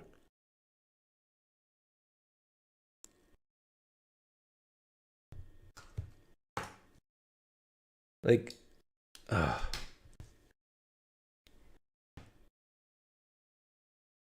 does Nathan fit your definition of woke? No. He's close, though. The reason why I wouldn't say Nathan from Digital Gnosis is woke is because, unlike a lot of woke people, under my definition, he is totally open to having dialogues with people he disagrees with. In terms of the feel sorry for the oppressed, I think because Nathan has had such a crappy past,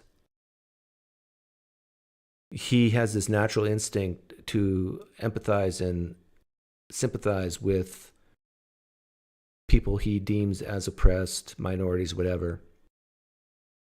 And so in that sense, he's woke, and it can skew his objective thinking. But he's still, kudos to him, he's still willing to have conversations with people he disagrees with in a very civil manner. So, like, I need to give examples of what a woke person does look like.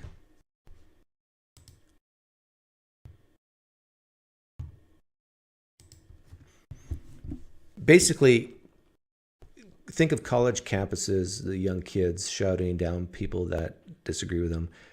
That's classic wokeness.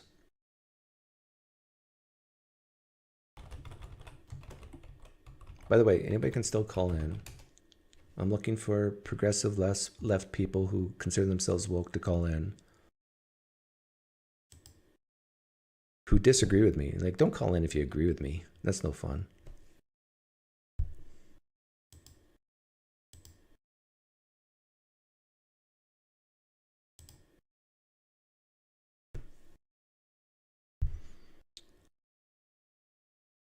My goodness. I'm trying to find one video. Yeah, here it is. So here's an example of a woke person under my definition. This is a classic example. Even the looks. Beings, they are not what this Sir, we're trying to have a civil... full-on transphobic bullshit. Well, you're welcome to play the game next time, but right now we're... This isn't a game, this is just authorizing bullshit transphobia. Okay, so Like I know they you say, feel that they way. are human beings, they are not what this piece of shit is presenting them as. Okay, All so these you're crap welcome... ass body bits and stuff. okay, so People are people. Okay, so you're welcome to engage in civil By conversation. the way, in Victoria, Uh-huh. you are allowed to change your Okay. gender identity on So, your birth certificate. What you're trying to do right now, what you're trying to do is destroy other people's freedom of speech and freedom of expression and freedom of communication. Mate. That's what you're How am I destroying anybody's freedom of speech? Let women speak. Yeah, I've seen. Okay, good. You just Hitler saluted. Good. That's going to go out. That's going to be great. Sir, we're trying to have a civil... So there's a classic example of my definition of woke. The guy is out of control, emotional, insane crazy, but what's driving it is his hypersensitivity, his compassion, his feel sorry for him with the transgender issues. He is so insane, so feeling that he can't have a civil conversation. And why is it they all have ponytails?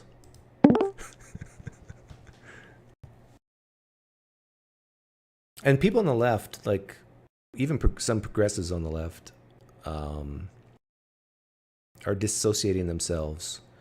Like under my definition, like you just saw, they're starting to be shunned even within the Democratic Party. JR, can you hear me?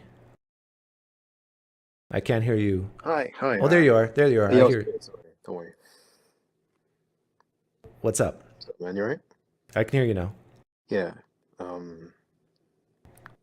Okay. So, okay. I have a question, right? So, if I joked about it earlier, but imagine we had like I don't know, PineCreek dictionary, right? And we were like putting words in there with definitions and all that. Mm-hmm. If you were to like write out all of your conditions for what a woke person is, how many of the conditions would we have to like, I don't know, align with for you to call that person woke? I would say exactly what's in my video. I think it's 4 things. So Or all of them, or some of them, because it seems to be. you have to have all of them. Oh. Okay. So you could say just like definitions are messy, like even on simple words, let alone words like woke. But so you could say there's a spectrum of wokeness. So I could say it that way and kind of cop out. So on a spectrum of wokeness, you might be like at 60%, Nathan might be at 70%, Mr. Deity might be at 90%. Maybe that's a better way to go at it.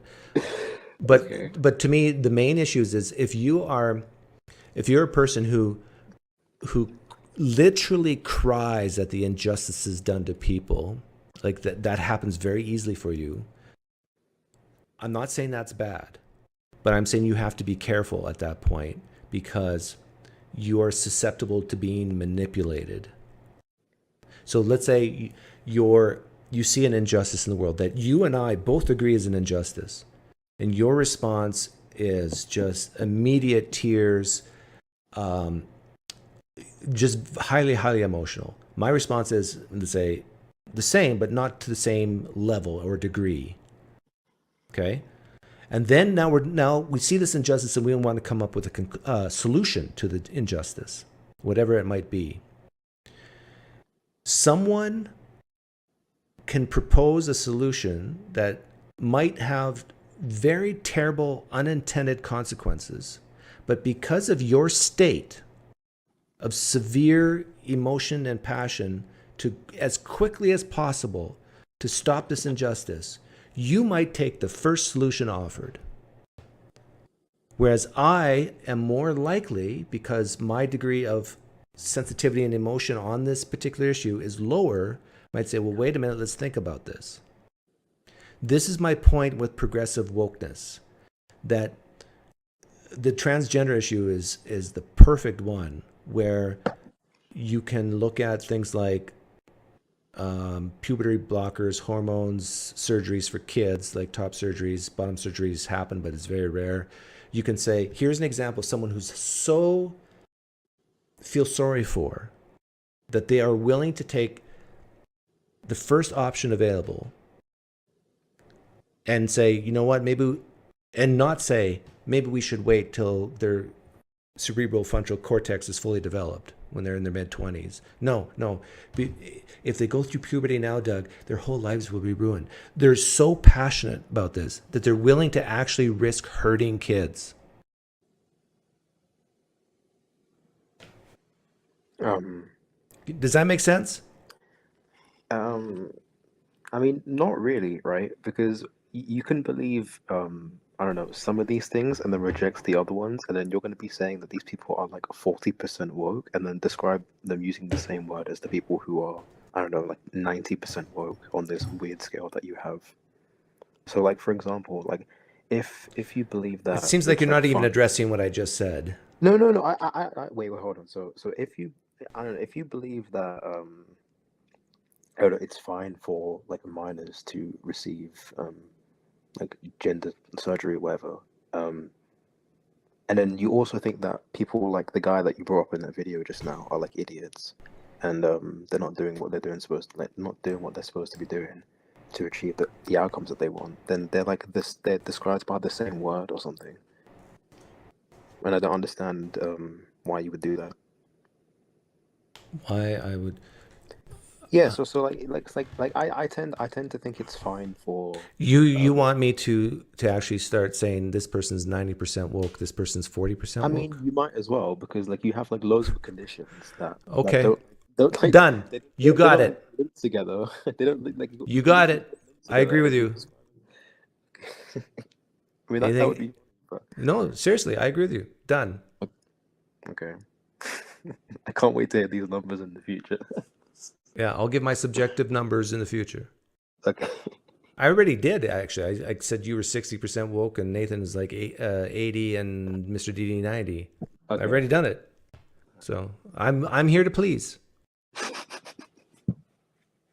But can you respond to what I just said? Like, do you agree that if someone is very empathetic, sympathetic, passionate about an injustice, that they're more likely to grab onto the first solution offered rather than someone who is not as passionate or empathetic?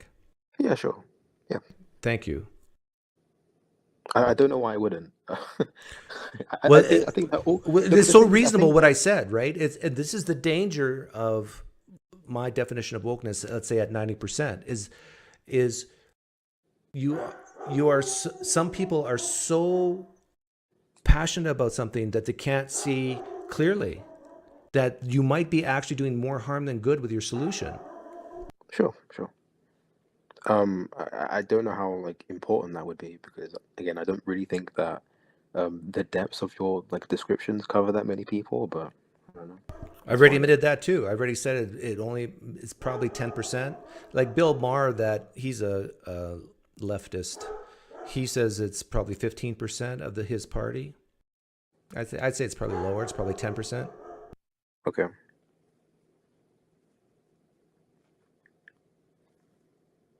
Sorry about my dog. Yeah, I can hear. Don't worry. There was a woke progressive at the door. I knew you were gonna say that. So why do you think so many people on the left really? Do you think A, that is true that they have a distaste for me, and B, why do you think that is?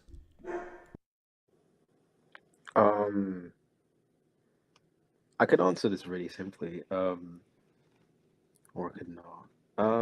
Okay, simple answer is the history of your other channel and why that started, which I've spoken about before. But I don't know. Also, you seem to be the type of guy that what's it called? You like to like clip people, which is like funny, right? Like you can do that, but like if you're going to like clip people and then use AI to like them, not edit them. Oh, that's a recent thing, but No, yeah, I know, but like I feel like more people have grown to dislike you recently, oh, mostly because of okay. things like that, right? Can I please respond to that? Okay, go ahead. Why have I allowed you to do that? I love you brought that up because the AI thing, when I did it with Matt Dillahunty, I got so much pushback from especially what I call the, let's say, 55% woke crowd. Okay. Since then, I've done, I think, off the top of my head, 3 or 4 videos using AI the same way with some Christians. Yeah. Guess what happened? If people aren't upset about that, obviously, yeah. The atheists just let it go. I mean, they're not upset. Yeah. And so when you use AI to make my guy look foolish, I mean, then you've crossed the line. But when you make Christians look foolish, go for it, Doug. Yeah, no. It's the hypocrisy is so thick. Clips are funny, but I don't know. If you're gonna make clips about people that you I don't know, disagree with, and that you know your general audience disagrees with because you know it annoys them, you can't really be too surprised. Which you're probably not very surprised. No. People don't that don't like you very much anymore. Well, not anymore. Let me not say that, but the people who you would think that would like you don't like you. You know what I think really bothers them about me? Is that they can dislike me and know that I don't care. That bothers them even more. Like, what bothers people, this is my sense, what bothers people about me is that they cannot manipulate me. Like someone could come on right now and look at me in the eyes and call me a racist, a bigot, a homophobe. Doesn't make a dent. But for them, if I call them a racist, a misogynist, or whatever, like remember that video with Rationality Rules where that one guy with Peter Boghossian said or implied that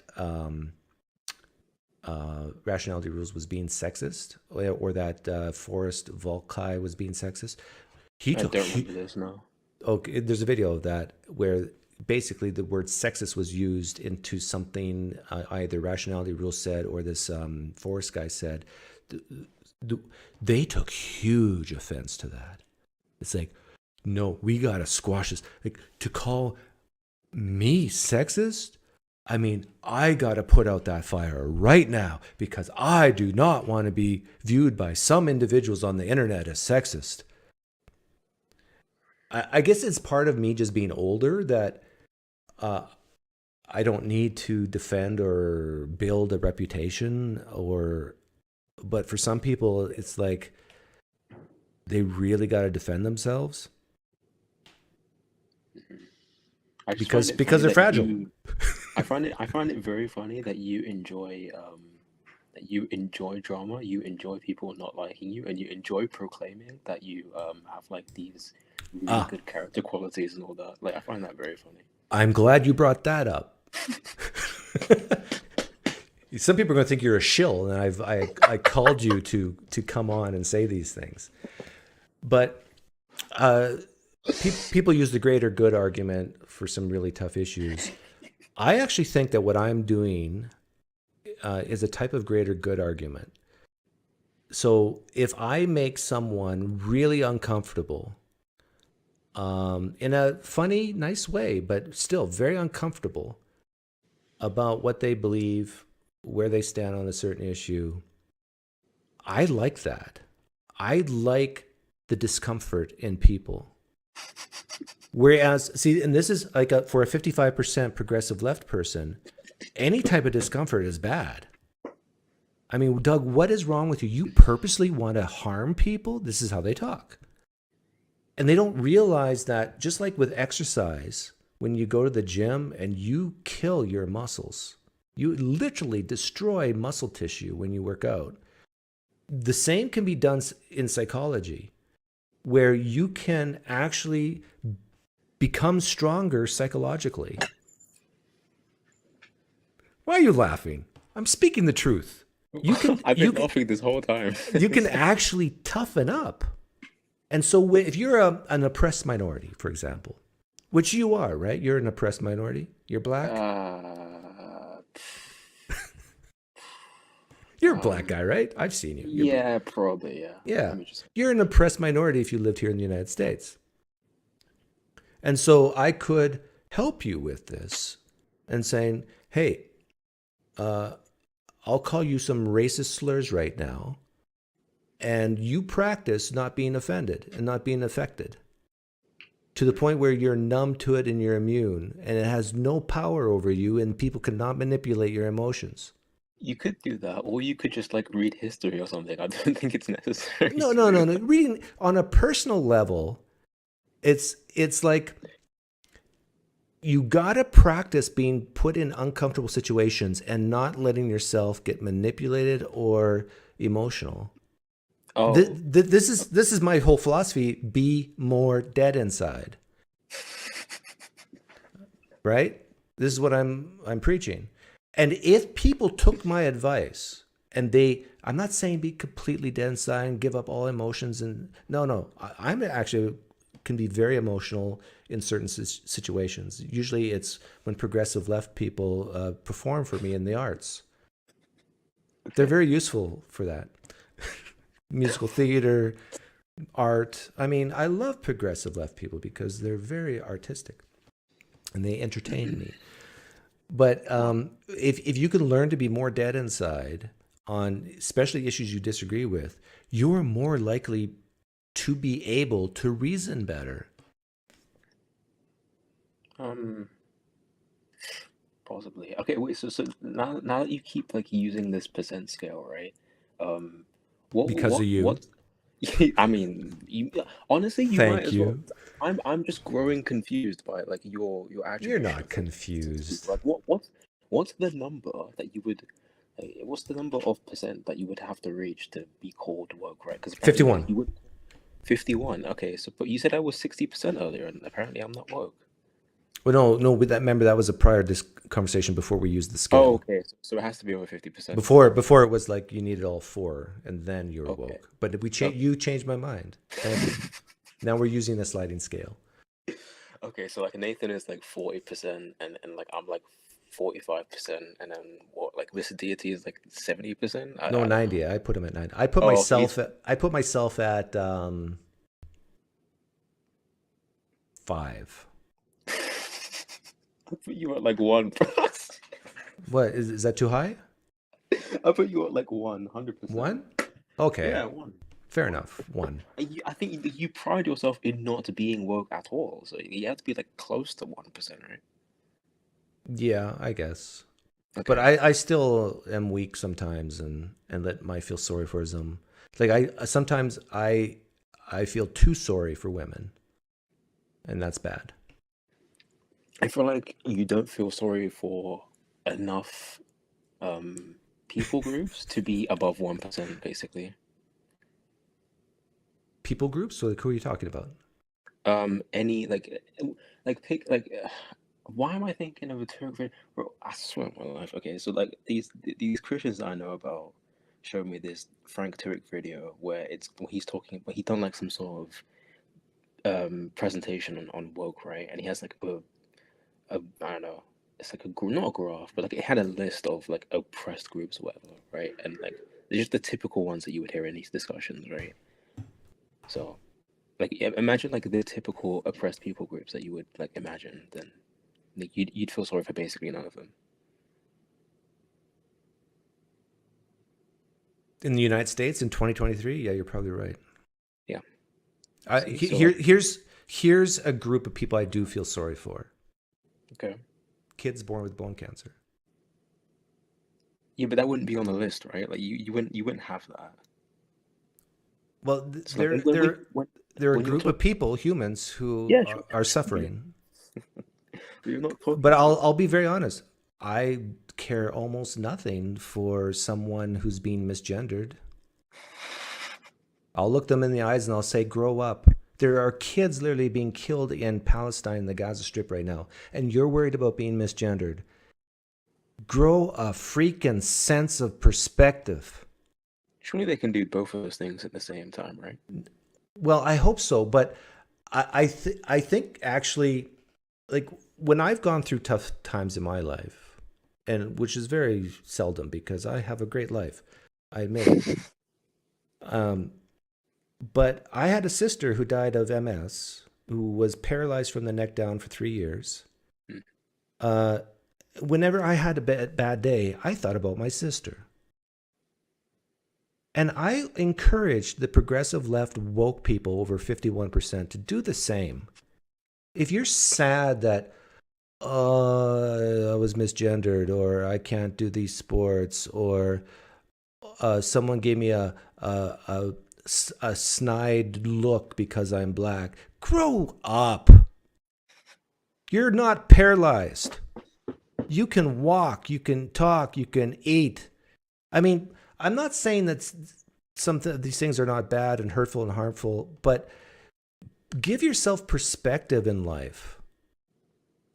That it's not all about you and your little sufferings. So you must feel sorry for the Palestinians that got. Is that too harsh, by the way? You know I'm right. The standards of this channel are making me, I don't know, less susceptible to calling things, I don't know, too much. Because I'm like, you. See, I am socially conditioning you. I am doing the greater good. Yeah, but I just wouldn't say half the things you have to say, to be honest. You wouldn't say the half the things I say? Yeah, I'm a bit more cautious with why I have well, to yeah, say. of course, because you're a different type of person than me. You're 60% woke and I'm 1% woke. So you are more cautious.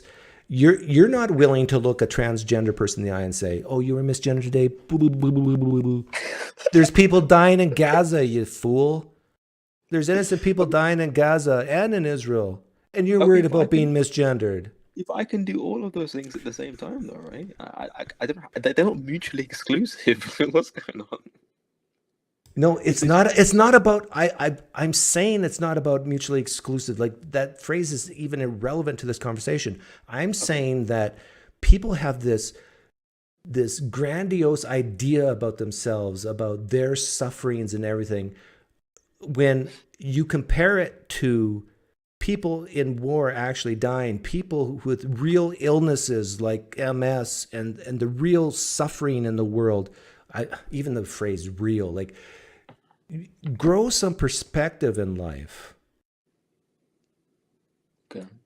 That's my point. Like, so do you support this community or that community? I mean, I'll just look them in the eye and say, no, unless you're a kid dying, if your community is kids with bone cancer or, trying to stop people from dying in war.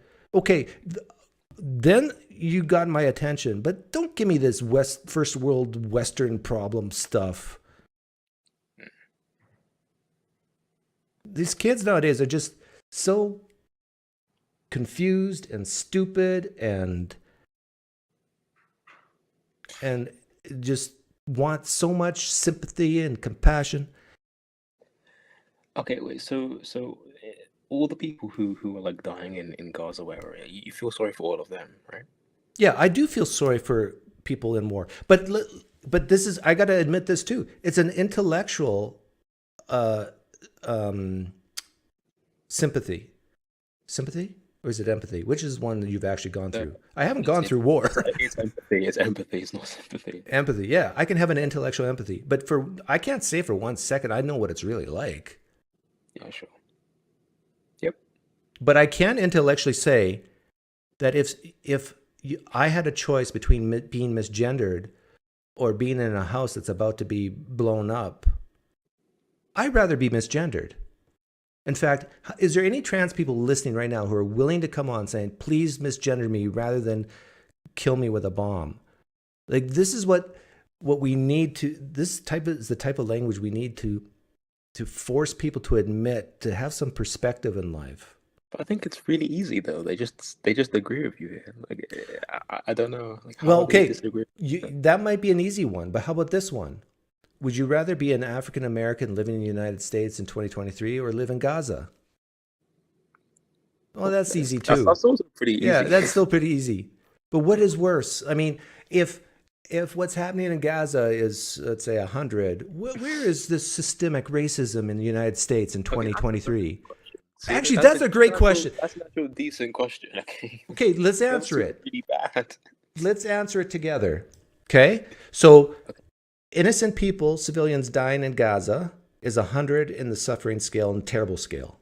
Sure. Where would you personally place? Well, you're not American. Doesn't help, right? Where would you personally place, from your outsider's point of view, the systemic racism of the United States? Yeah, see, this is annoying. Like, we're gonna need like some sort of No. scale, Try right? to answer it as I'd love there to be like some sort of 50%. I give you a scale. 100 is innocent people dying in Gaza.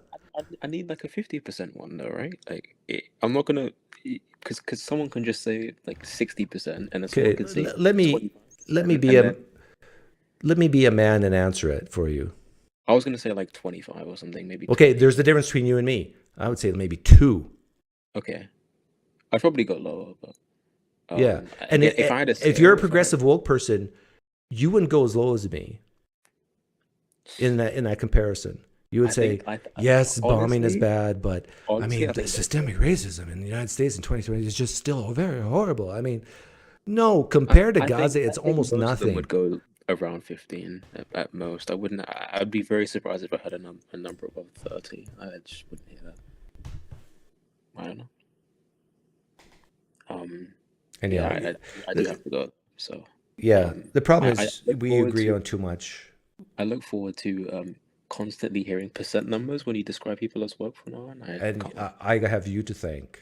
Yeah.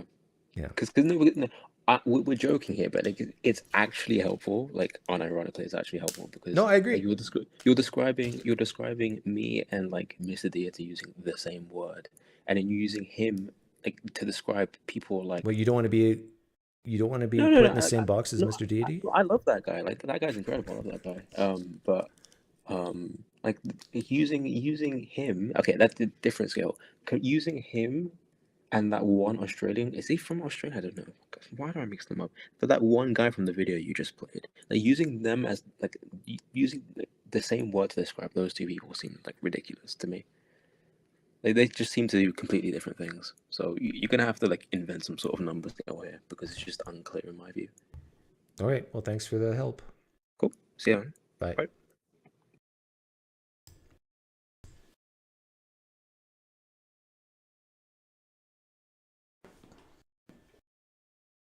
Seeking intelligent, articulate, progressive, woke leftists to call in to have a civil conversation with this homophobic, racist, bigoted, misogynist, sexist PineCreek guy.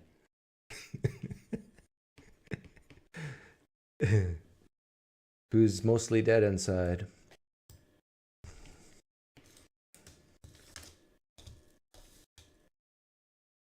You know what's funny is this name calling thing, like homophobe, sexist, misogynistic. It's almost a badge of honor. That's how ridiculous it's been misused, overused, and misused. Like, if a progressive woke person does not call me a homophobe, sexist, bigoted, racist, I feel insulted. And I know this bothers them, just me talking like this. They can't fathom it. That someone can be so immune to their words.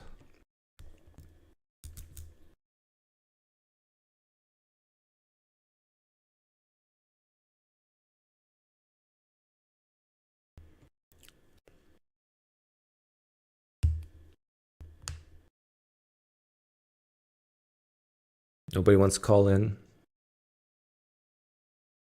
I maybe I set the bar too high. You don't have to be smart. You don't have to be articulate. I just will take any 51% woke, progressive, left person. If you have a pulse, I'll take you. I can't be greedy. Yeah. I'm not just a bigot. I'm a super bigot. Thanks, Jamie. Love the channel. Reorganization plan. Well, thank you. Yeah, it just makes my life simpler too to only have one channel. And I understand a lot of people will leave because of that. But I think a lot of people also understand that when it comes to religion and the anti-apologetic world, there's nothing new under the sun. I honestly do not understand how people like Matt Dillahunty, Paul from Pelagia, even Derek from like, where do you guys get the gumption, or even Mr. Deity? I really don't understand. For guys who've been doing this for years, where do you get your passion to keep doing it? Because anybody who's resourceful, anything Paul from Pelagia puts out next week has already been said. Anything Mr. Deity puts out next week has already been said. There's nothing. I mean, back in the mid-2000s when the internet was real, YouTube was really taking off. I mean, there was like so many things that haven't been said on YouTube that were just waiting to be said. But on this platform, no. How many years have I been doing this? I think it was October 2016. 7. Almost exactly 7. But then before YouTube, I was doing stuff like this on other platforms for 2 or 3 years. 2 years. So it's basically a decade or more I've been doing stuff like this.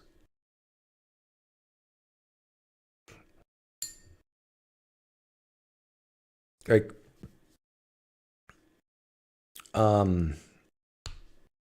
I really don't want to be the old cantankerous guy. I still want to have a sense of humor about this stuff and have fun. And I think if I keep doing the anti-apologetic type stuff, it'll just become too laborious, burdensome. Like, I still have an interest talking to people who I disagree with, and I'm still more than willing to answer people's questions.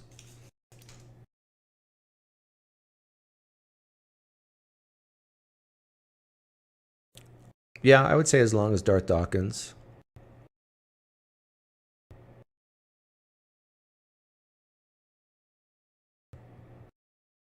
Like, not as long as, well, he kind of stopped, but non-stamp collector, he really doesn't produce anything anymore. And if he does, it's once a year. Or who's the other guy?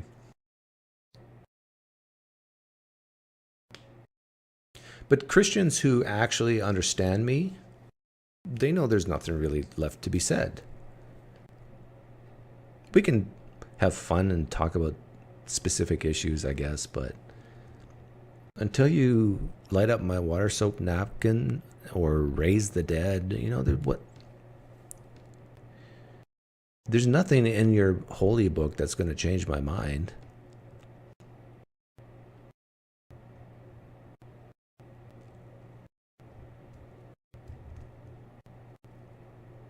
And they know that. So I think most Christian channels, even Muslim channels, they will give up on guys like me and channels like me because they just say, well, he's hard-hearted or whatever. Fine, say what you want to say, but you know my markers. You know what would change my mind. Thanks, Justin. Why I don't go to safe spaces? Karens like these. Series, please. Oh, that's a good idea for a new series. But even that's been done to death, like the whole Karen thing.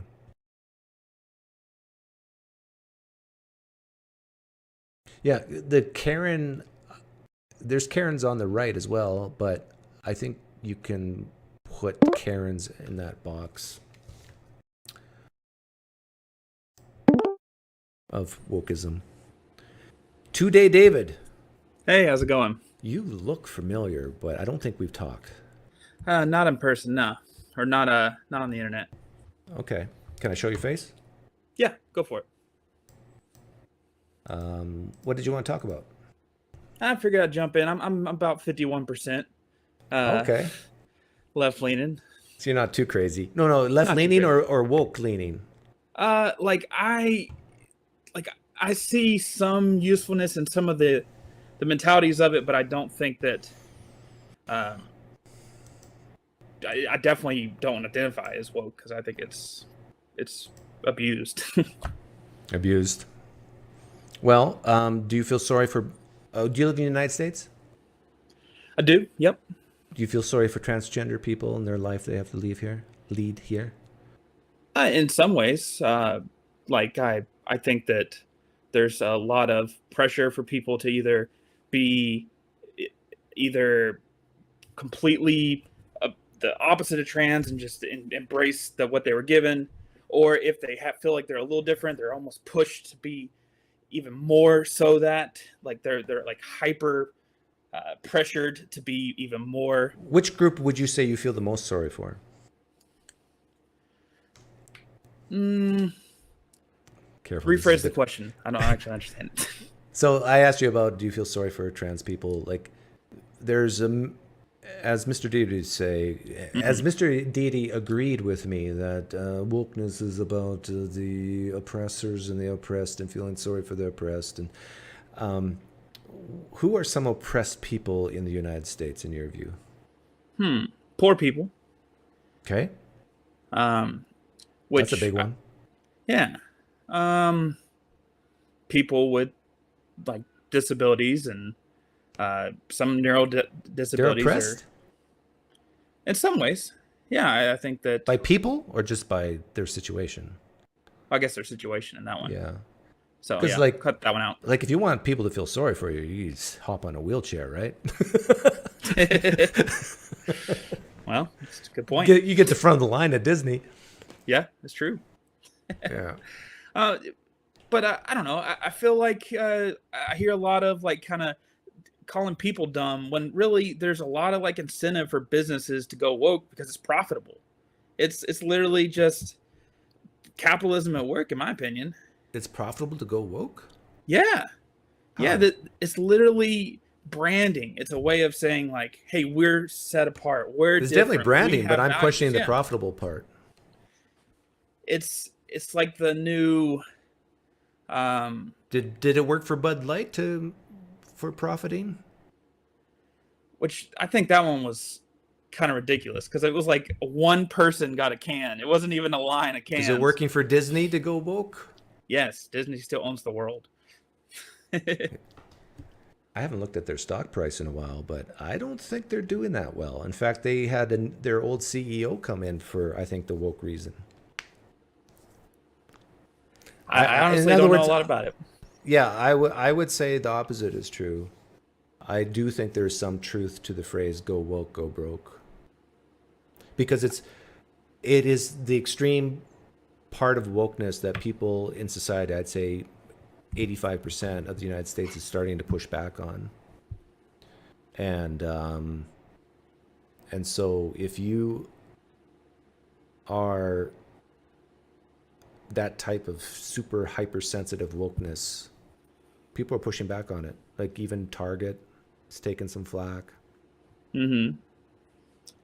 But like, if you think about it, it's an untapped market. I mean, it's just market segmentation. It's finding new people to market to. It's finding new ways to but you're marketing to like 15% of the population at best. For now. Oh no, wokeness is dying. Well, the people who are, let's say, not, for my friend Jay, are 75% or higher woke. No, most of society view you with disdain. Well, so I think wokeness is dying, like as a knee-jerk reaction, but I think general acceptance of non-conformal to traditional roles are becoming more accepted. No, I would disagree with that too. I think the pendulum did swing that way, but now it's going back the other way. Look at men in the United States. Like 20 years ago, would we have even thought about the term passport bros? Where men are actually going to other countries to find wives and stay there, not bring them back. Like, the idea of having traditional conservative values in a wife are coming back. Are you saying that that's a majority of men that are doing that, or a small percentage? No, it's a very small percentage. But I'm saying that it's gone from basically almost zero to growing. And so for me to hear you say that you think that this idea of progressiveness is increasing, no, I'd say the opposite. I'd say the transgender issue alone has caused many people to shift their views on a lot of things. Like, I've made the comment on this channel and the other channel where people have told me in the comment section or even to my face that they have seen exactly what I'm talking about when I say things like, hey, guess what? If you get divorced, your kids are probably going to start identifying as a different gender. And they're starting to see that. And they're starting to realize, maybe this is a social phenomenon and something that we don't want for our kids. Like, being trans is not a thing you should esteem and want to strive for. Well, I feel like you think about statistically, well, I can't say statistically, but if you consider how divorces work, a lot of times that's putting disparagements on the role of a father, disparagements on the role of a mother. These things that are seen as, heteronormative, these things are shown to be failing in the people's world. So maybe they're more likely to want to try to pick something else or try to say, like, look, I'm just not associated with any of these two. Who knows? Yeah, I actually, like, I'm all for progressives. 1 second, please. I'm sorry. Oh, he missed the best part.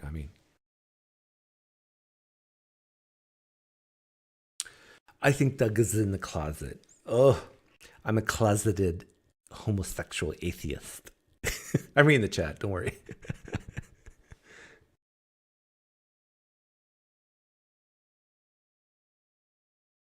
Oh, he's been told not to show his face. Okay.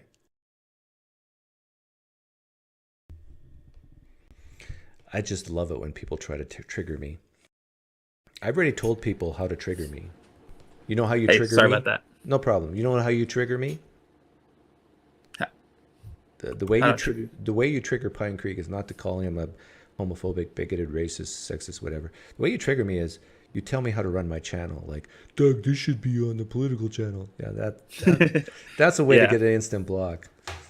I like the way that you brought it back. Honestly, I think that's it's all you. And, yeah. This is not a democracy. This is a dictatorship. Yeah.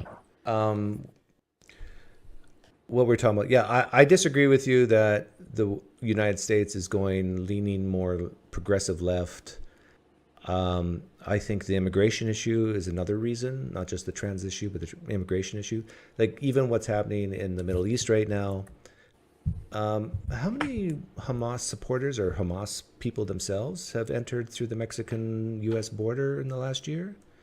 Like, this is a great way to use fear to your benefit. Like, for a guy like me whose immigration's a big issue and closed borders, more closed borders is a big issue, I would purposely manipulate the woke left into things like, well, the thing is, a lot of woke left support Hamas. I mean, that's the insanity of it. Well, manipulates us a very key word there, because I think a lot of these people who are kind of using woke as a default are more or less just non-confrontational people who are trying to pick the method that just seems like the most good thing. Like in a lot of ways that before the cultural zeitgeist was Christianity, and the people were, cultural Christians. They just picked the thing that was seemed like the most good thing, that this is what a good person does, but they were too busy with their jobs or whatever to do it. I mean, of course, there are daggum ridiculous people. I do not watch that over, but I think the majority of people who might even lean that way are more or less just people and just regular Joes, in a similar way that we had cultural Christians. Okay. I don't know if that means anything. Yeah, I guess it's like, all right, so what? Yeah, I get it. I'm more interested in, is there anything you strongly disagree with me about? I probably had those on those times. But I've changed you? You've probably changed me. Yeah, you've just convinced me of everything and all things. There's a testimonial, folks, from David. That's the thing. This is why the woke left really don't like me, because I do change people's minds. And like, even people who maybe loved Mr. Deity and watched his thing and now are watching this, they're going, well, here's the bit that does hold me up. I mean, I think you're hitting the reactionary kind of mode, in that which you I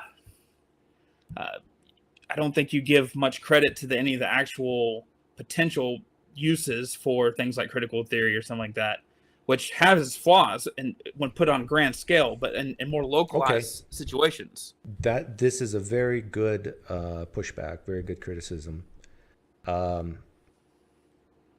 I would really respect someone who espouses critical theory, who is dead inside, to come on and talk to me about it. Like, I would respect someone who says, I really don't care if black people die. I mean, almost, that's an extreme, but that attitude of, this is purely academic, let's talk about it on an academic perspective and not care about feelings, emotions, and let's be like robots and look at the pros and cons of critical theory. That I would love. But yeah. I think many people, especially the lay people, use ideas like critical theory to make excuses for bad behavior, and also justify bad behavior, and even espouse things like more socialism rather than capitalism. And I'm a very much lean towards more capitalism versus more socialism. So yeah, and so then it's really hard for me to have a real academic type conversation about these issues when I am sensing these ulterior motives.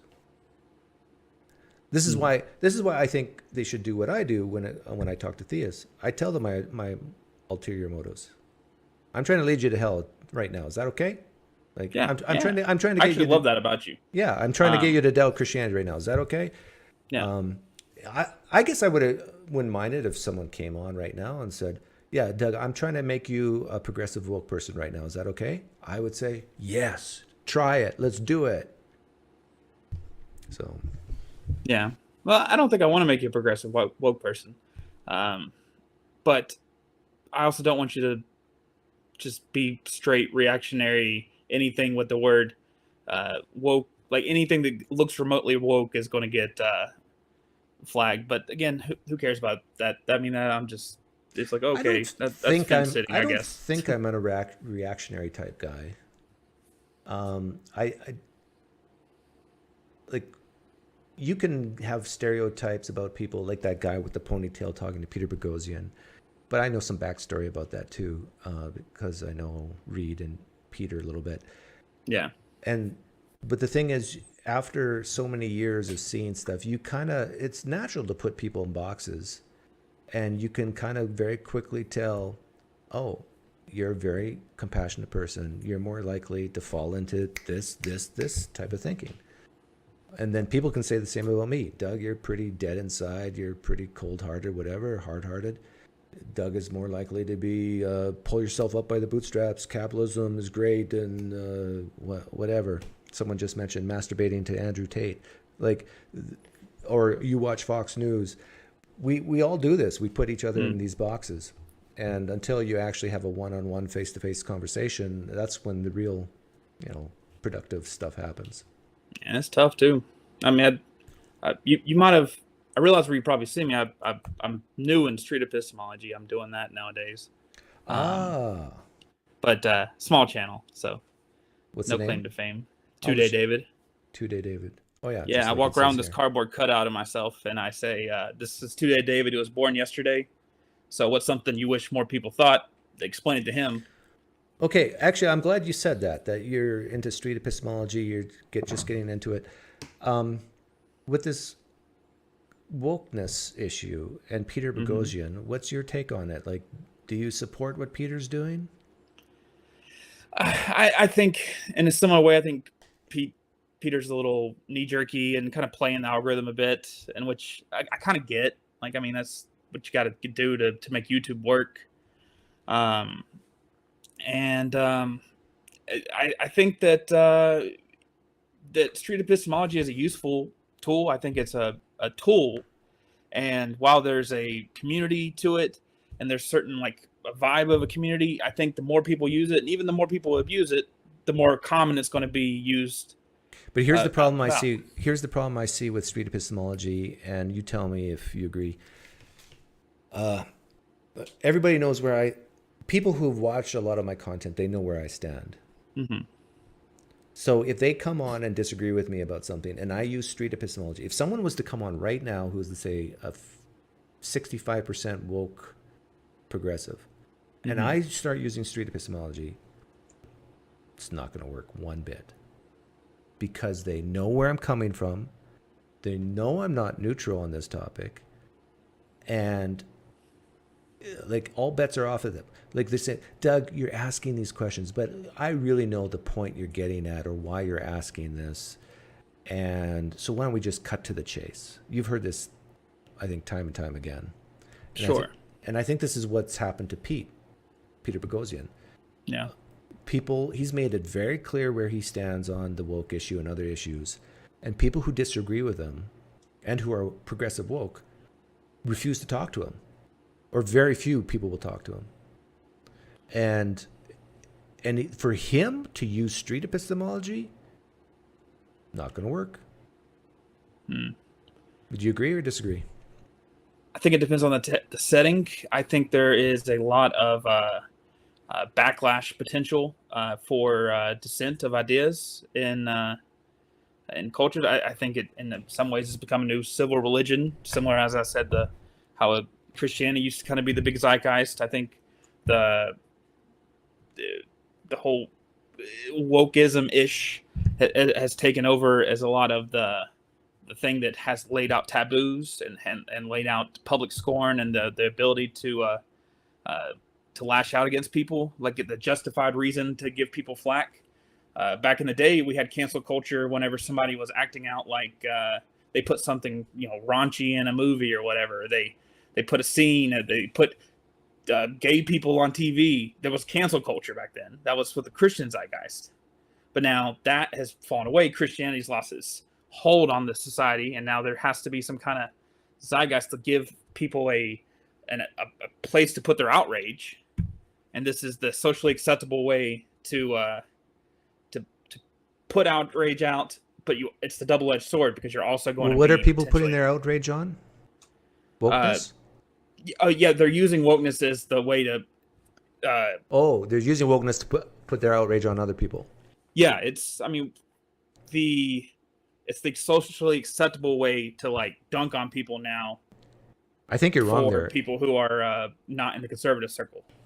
No, I think even in the Democratic left-wing circles, you say the word woke, and then you ask, I don't know this for sure, but if we were to take all the Democrats in the United States and just say, I'm going to say a word, and I want you to give me your impression, good, bad, middle, even on a scale, and you say woke.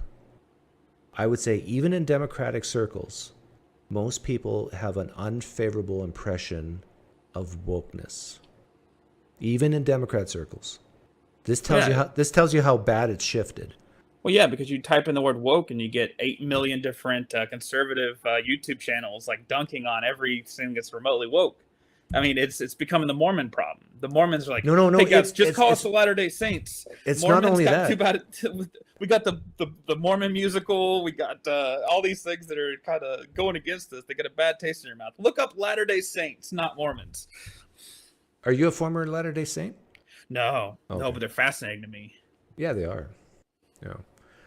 Yeah. So, like, I hate to break the news to Mr. Deity, but I think even people in the Democratic Party view Mr. Deity as, oh, you're that type of woke? I mean, you're doing harm for our party, buddy.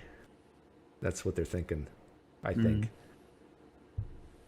It's the same with the transgender movement. Is there a level of people on the left are begging transgender activists to shut up already? You're hurting our party. Is there a level that Mr. Deity could have presented that, like in a similar, but is there a line at which he went too far that you think that he could have that disagreement and that position that's on that side? What disagreement does Mr. Deity have with me? I'm still trying to figure that out. That whole video about how you think you're the same there. Because he didn't actually disagree with anything I said. I only half listened to that video. I was doing other things. So the only disagreement, to steelman his side, his position, is that I view the dangers and the problems with hyper feel sorry forism and critical theory, whereas maybe he doesn't see it as much or thinks it does more good than harm. That, if I was to steelman it and be very rational about it, that's basically the only difference. But he does not disagree with me on how I defined woke. He just says, Doug thinks it's a bad thing. I think it's a great thing. That's the difference. Well, aside from just how he defines woke, you're saying that he comes across as someone who is woke. Do you think that there's a line that you could find at which he went too far, that you think that he's like, okay, we disagree on this? The only thing that bothered me slightly is it's obvious he hasn't watched a lot of my content on the political stuff. He probably has watched quite a bit on my religious stuff. But he hasn't heard me say things like, yes, it's okay to feel sorry for people. Yes, some people are oppressed. Yeah. And I think he's smart enough to realize that I would not say no one's ever oppressed or, and so he uses extreme sarcasm. So it's really hard to know exactly what he thinks. And he did that on purpose because he's testing the waters. He's a smart guy. Sure. He's testing the waters with me. And so that's why I produced that video yesterday that is so cryptic that, most people can't understand it, but he will. He'll understand it. I took his sarcasm, I upped it a notch, and I threw it right back at him. And so at some point, he and I will have to sit down, if he cares to, sit down and actually put the sarcasm aside and let's really talk about what the differences between us. Yeah. And a part of it's also beneficial for him to make a video like that because it's great for his views. It's terrible for mine, but it's great for him. Is it terrible? No, it is. I've probably lost, I don't know, over the years, like since I started talking more political stuff a year or two ago. Without question, I would say I've lost 1,000 or 2,000 subs. Yeah. When I say loss, like if you look at my stats, you won't see it 1,000 or 2,000 drop, but you see it hasn't increased, right? Net, yeah. Yeah, I hear what you're saying. Yeah. But I mean, isn't that really good for you though? Because I mean, you do this as a hobby. I mean, you do this because you enjoy it, and to have a bunch of people that just bugging you all the time, it probably did you a favor. Well, I must admit, like, I do like it. I mean, it's not boring, right? Right. Like, I get it. I'd much rather critique a video of Mr. Deity about me and this issue rather than critique a video of Sean McDowell. Yeah. Like, sorry, Sean, if you ever hear this, if the algorithm points you this way because I said the word Sean McDowell, I find your videos boring now. Yeah. And without the angry atheists to kind of like fuel the conflict, I think a lot of like Christian atheists YouTube is kind of shrinking. Like it's losing its click value in a lot of ways, but on both ends. Since we got more cordial, and which I'm part of the problem in that way, I guess. It's shrinking the knee-jerk reaction content. Yeah, the worst thing you can do to the Christian apologists and saying, "Oh, you're a Christian. You think you have strong evidence? Good for you. All the best. Take care. Bye-bye." Like, they don't want to hear that reaction. They want guys like us to be angry and say, you just believe in a magical fairy in the sky type of thing, daddy in the sky. They want us to say stuff like that instead of, instead of saying, I think the universe, capital U, the cosmos, is eternal past, and there was no beginning. So bye cosmological arguments. Design, I can see many reasons to think that this is not a design universe, and in order to see design, you have to make comparisons and reasoning and intelligibility. Where does that come from? It comes from the fact that we have our presupposition that the universe exists, and that we evolved through millions of years of both chemical and biological evolution. Like, I can just snap off in seconds anything they want to say, and then if they ask, but you can't explain that. Well, can you explain certain things about your God's nature? If you want to appeal to mystery, I can appeal to mystery. Like, they have nothing until they actually have demonstrable evidence that will satisfy the skeptics of any religion, let alone atheists. They got nothing other than the comfort and neediness of their own desires. I mean, oh man, I'm just... See, now the woke atheists listening, they're starting to like me now. But so you gotta like insult somebody to stay relevant. It's what you call it? I don't think it's insulting, but okay, that's a strong word for that. But I think you get what I'm saying. Like, because I'm not lying when I say the things I'm saying. Like, I truly believe that any argument a Christian or Muslim brings to me, I can give them a 10-second counter argument, and that's that. Yeah. And I can give them what would change my mind, and often they struggle to give markers that would change their mind. Yeah. In this sense, I'm better than Matt Dillahunty. Like, Christians are more scared of me than Matt Dillahunty, I think, because Matt Dillahunty is easy to push back against. Like, he has no markers. He has a cop out of, oh, God knows what would change my mind. No, take a stand, Matt. Like, you're a human being. If you saw a loved one who's been dead for years rise instantaneously in the name of Jesus, bubble through the soil, you're no longer a naturalist. I guarantee it. Yeah, that'd be pretty convincing for me too. Yeah.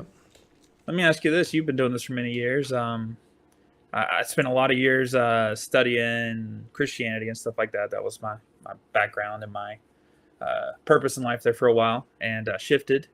But there's this itch to want to use all that knowledge and information that I've spent so much time thinking about. You've been doing something that I think I would enjoy for a long time. Does the itch go away, or? Yeah. Oh, yeah. The itch goes away. You will realize, like, in my early days, I enjoyed doing what I thought was telling people something they didn't know. Yeah. Right? Did you know the Bible said this? And then they have this look in their face. And then they have to run to their favorite apologist and find an answer to that issue. That goes away. Yeah. In fact, what replaces it over time is to realize you see the hurt, the sadness, the mental anguish, the broken marriages of people who leave religion. And you see that, and then you ask yourself the existential question, the big question, is it worth it? And I'm coming to the conclusion, for some people at least, it's not worth it. Let them stay in their delusion. Let them stay in their false belief. What about all the people whose lives will be ruined and their marriages fall apart, and all the existential angst if they left wokeism? Same thing. No, You don't push on those people, you're saying, yeah. I'll say that too. In fact, I am willing to say to a progressive woke person, stay woke, but please maybe consider the feelings and the emotions of the cis woman in sports. Just for a second. It's using the language there. Yeah, you use what they value against them, in a way, but you don't say that out loud, except if you're me and you don't care if they hear it. But and this is why this issue has changed a lot of people's minds on the woke left, is because the transgender issue is probably the biggest one, because it now becomes a battle between these people who we want to feel sorry for and biological cis women who we want to feel sorry for, and even gay people who want to have same-sex relationships who we feel sorry for, but we can't all feel sorry for them in the same way at the same time. Because the transgender issue puts pressure on the gay issue, and it puts pressure on the women safe spaces and private places and change rooms and sports issues. You can't feel equally sorry for all three at the same time. Something has to give. And I look at this all and I smile. I love it. I think, like, in my mind, there's two camps. There's like older people who are doing trans and LGBT things that are maybe feeling more entitled and disrupting other people, like being jerks about it. Then there's like kids who are kind of trying to figure out their shit, and they I feel like those are two different categories. You should treat those kind of people a little different. But I mean, like kids, I mean, if you think about it, like kids these days, they live in a completely different world than I did and that you did growing up. I mean, they live in a profile-based society. They have everything around them as a brand. And we had brands growing up too, but like everything is about your existence is connected to your internet persona, like the ability to make a not profile if you're a good father. Sell. I mean, even still, I mean, like just going to school. I mean, it's integrated into their lives in that way. I mean, you can keep them off social media for a long time, and I think that's healthy. I think I'm going to say something very arrogant right now. My kids are superior to other kids in school. Sure, because they do not have this, what you're talking about, that their identity is based in this social presence. I mean, they do to an extent, for sure. No. My kids laugh at TikTok and Instagram, and I mean they look at other kids their age. They're great kids. They're way more compassionate than I am. But if I were to take their stance on some of these issues and make it more aggressive, they look down on them. Like, these kids are nuts. Right. And what I'm saying is they're kids and they've been dealt a bad hand in life because they haven't been given tools to deal with it. And that's why I think this they haven't been given a good father. Or good ideas in general. No, I'm going to say the issue is not. You think that. Yeah.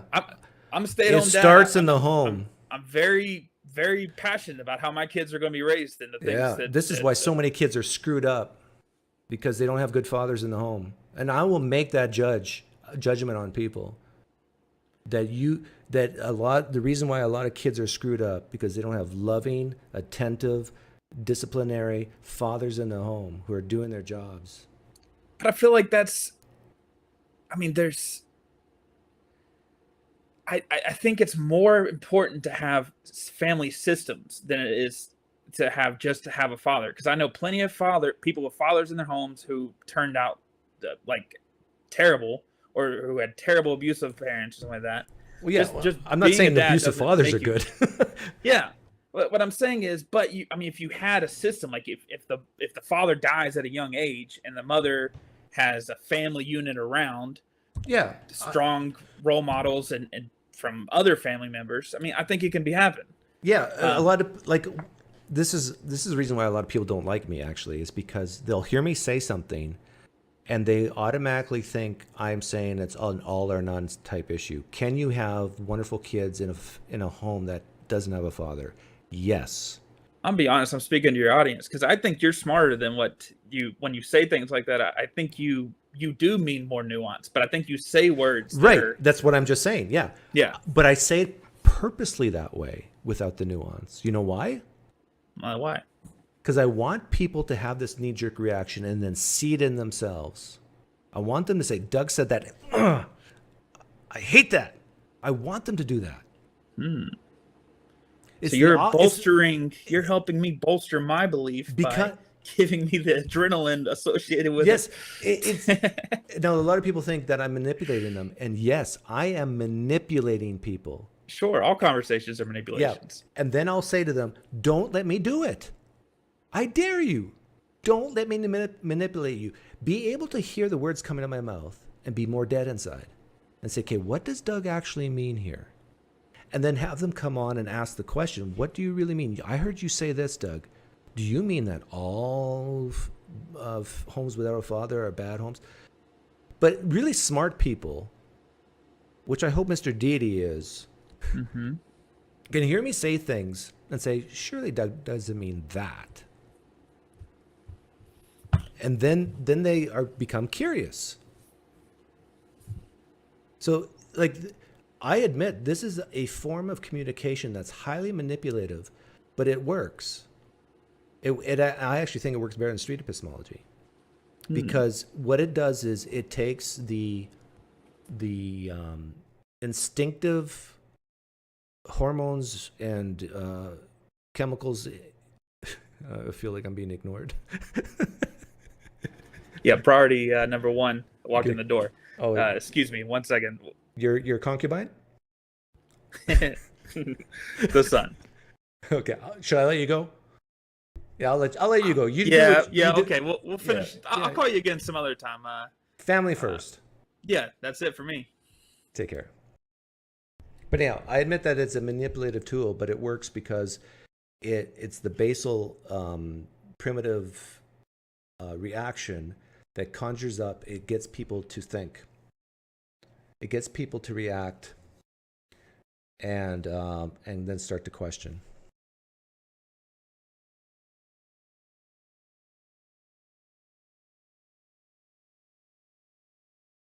And the thing is, it only works if you have some type of social credit. It only works if like a woke person, a progressive woke person who's like 80% on the scale, if they've never, ever, ever agreed with me on anything, even on the religious stuff, then it's not going to work.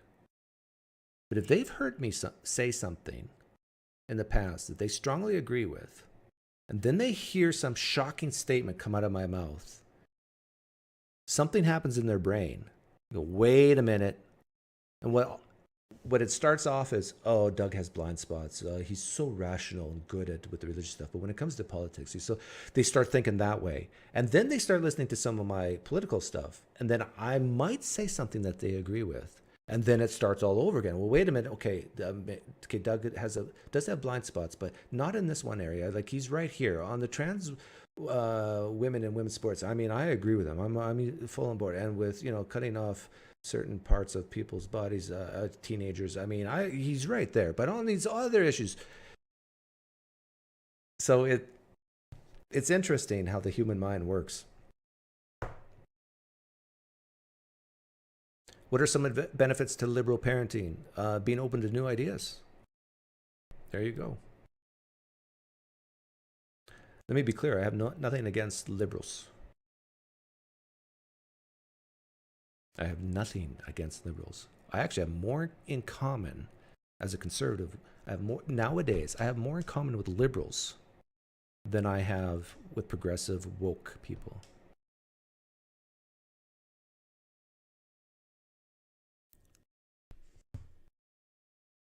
Is my volume way low again?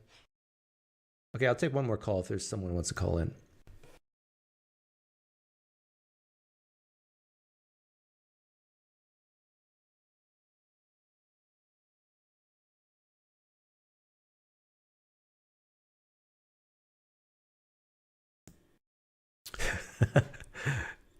Anna, I've got predominantly estrogen. Well, we're not all perfect, Anna.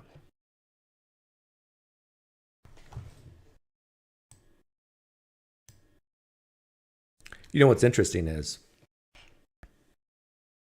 for the here's another shocking statement.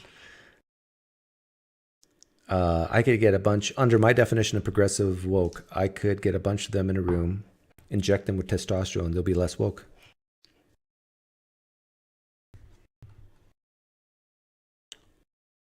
Fact. So I can't help it if Mr. Deity has less testosterone than me.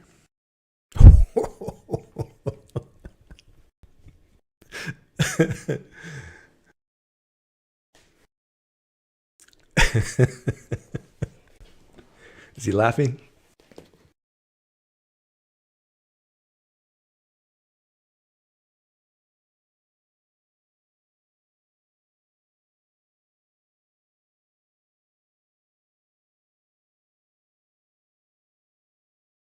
I've treated my kiddo as an autonomous person since the day they were born. They? Oh no. My kiddo is singular since the day. Well, okay, I'll give you the benefit of the doubt. And we have such great communication because we are open with each other. Yeah, it's very good to be open with your kids. But sometimes, depending on their age, you've got to protect your kids from the truth.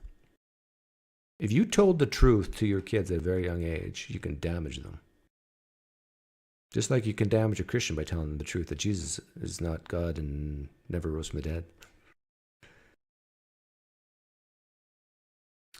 All progressives are just waiting to be conservatives. If you think about it, they want to reach a certain state and then conserve. They don't want to progress past it, right? Interesting point. I do think that as progressives get married and have kids, they will lean more right, more conservative. We need progressives in order to push the boundaries, to come up with new ideas, new solutions. But if you do it too fast and too passionately, you can cause more problems than good, and you can cause chaos. This is why you need conservatives.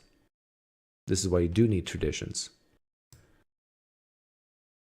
This is why you need it, so you don't have these unintended consequences that can do harm.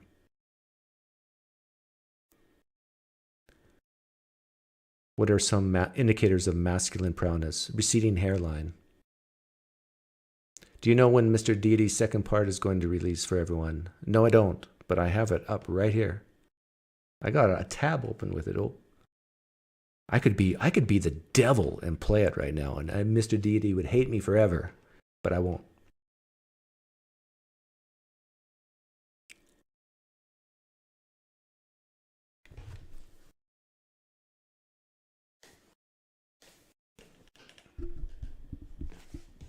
But you can guess. In fact, go where he left off on the part one, where on my video.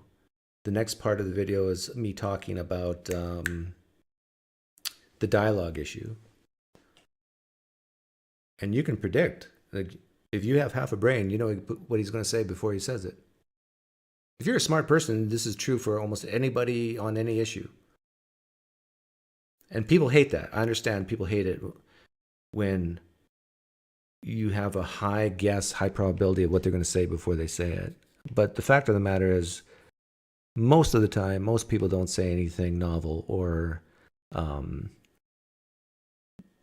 new. Another reason is to make shocking statements, because it's more fun.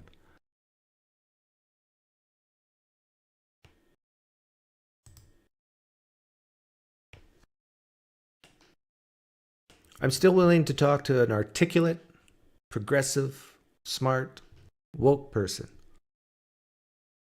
I'm begging them to talk to me. And we can figure out exactly where we disagree. I think I know already, but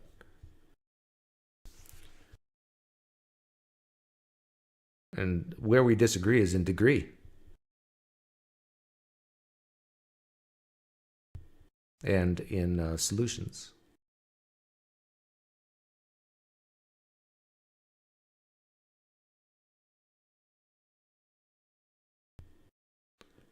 What percentage of atheists... See, what I hate YouTube does this. I can't even read it. Wish. What percentage of atheists wish there was a God? I'm going to guess 15%.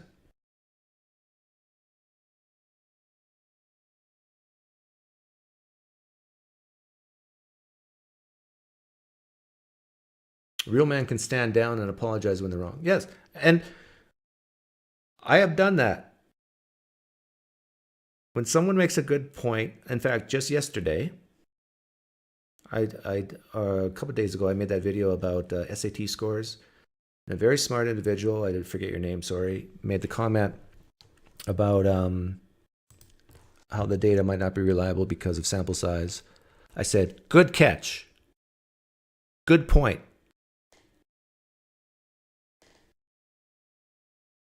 So maybe we shouldn't trust that data.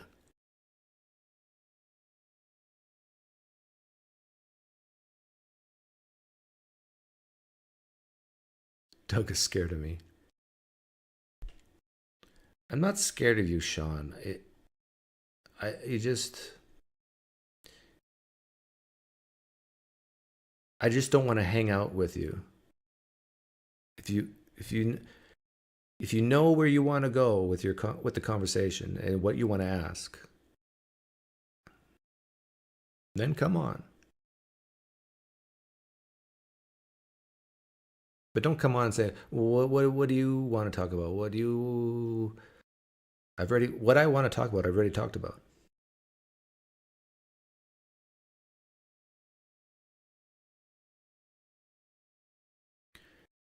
And a Banana Republic is over 50 years old.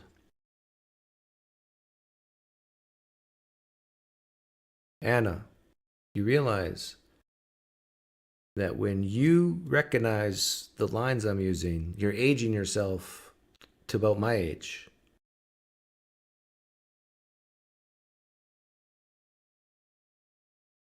You're so old.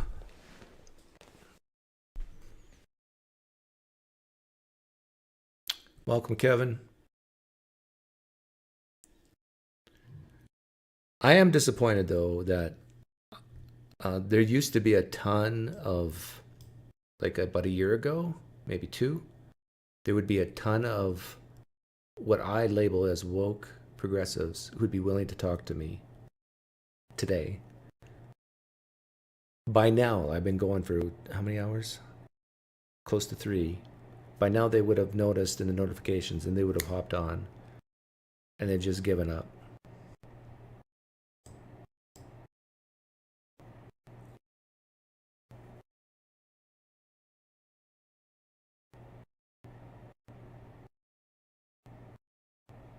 I guess that means my job is done.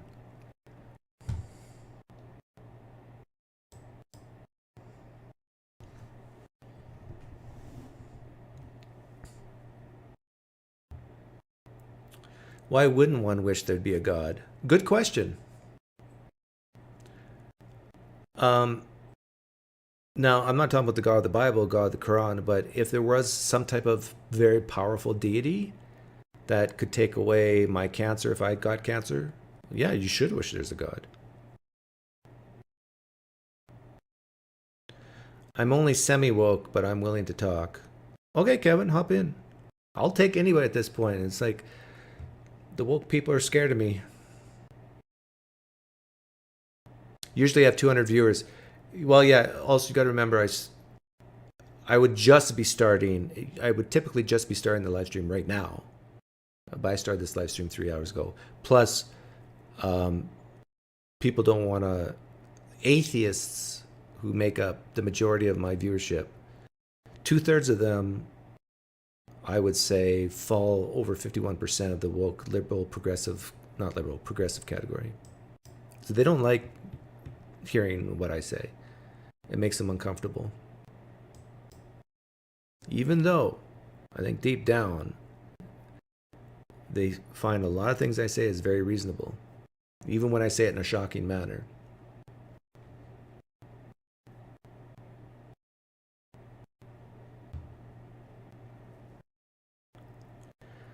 Doug, would you answer some theism, atheism questions if I called in?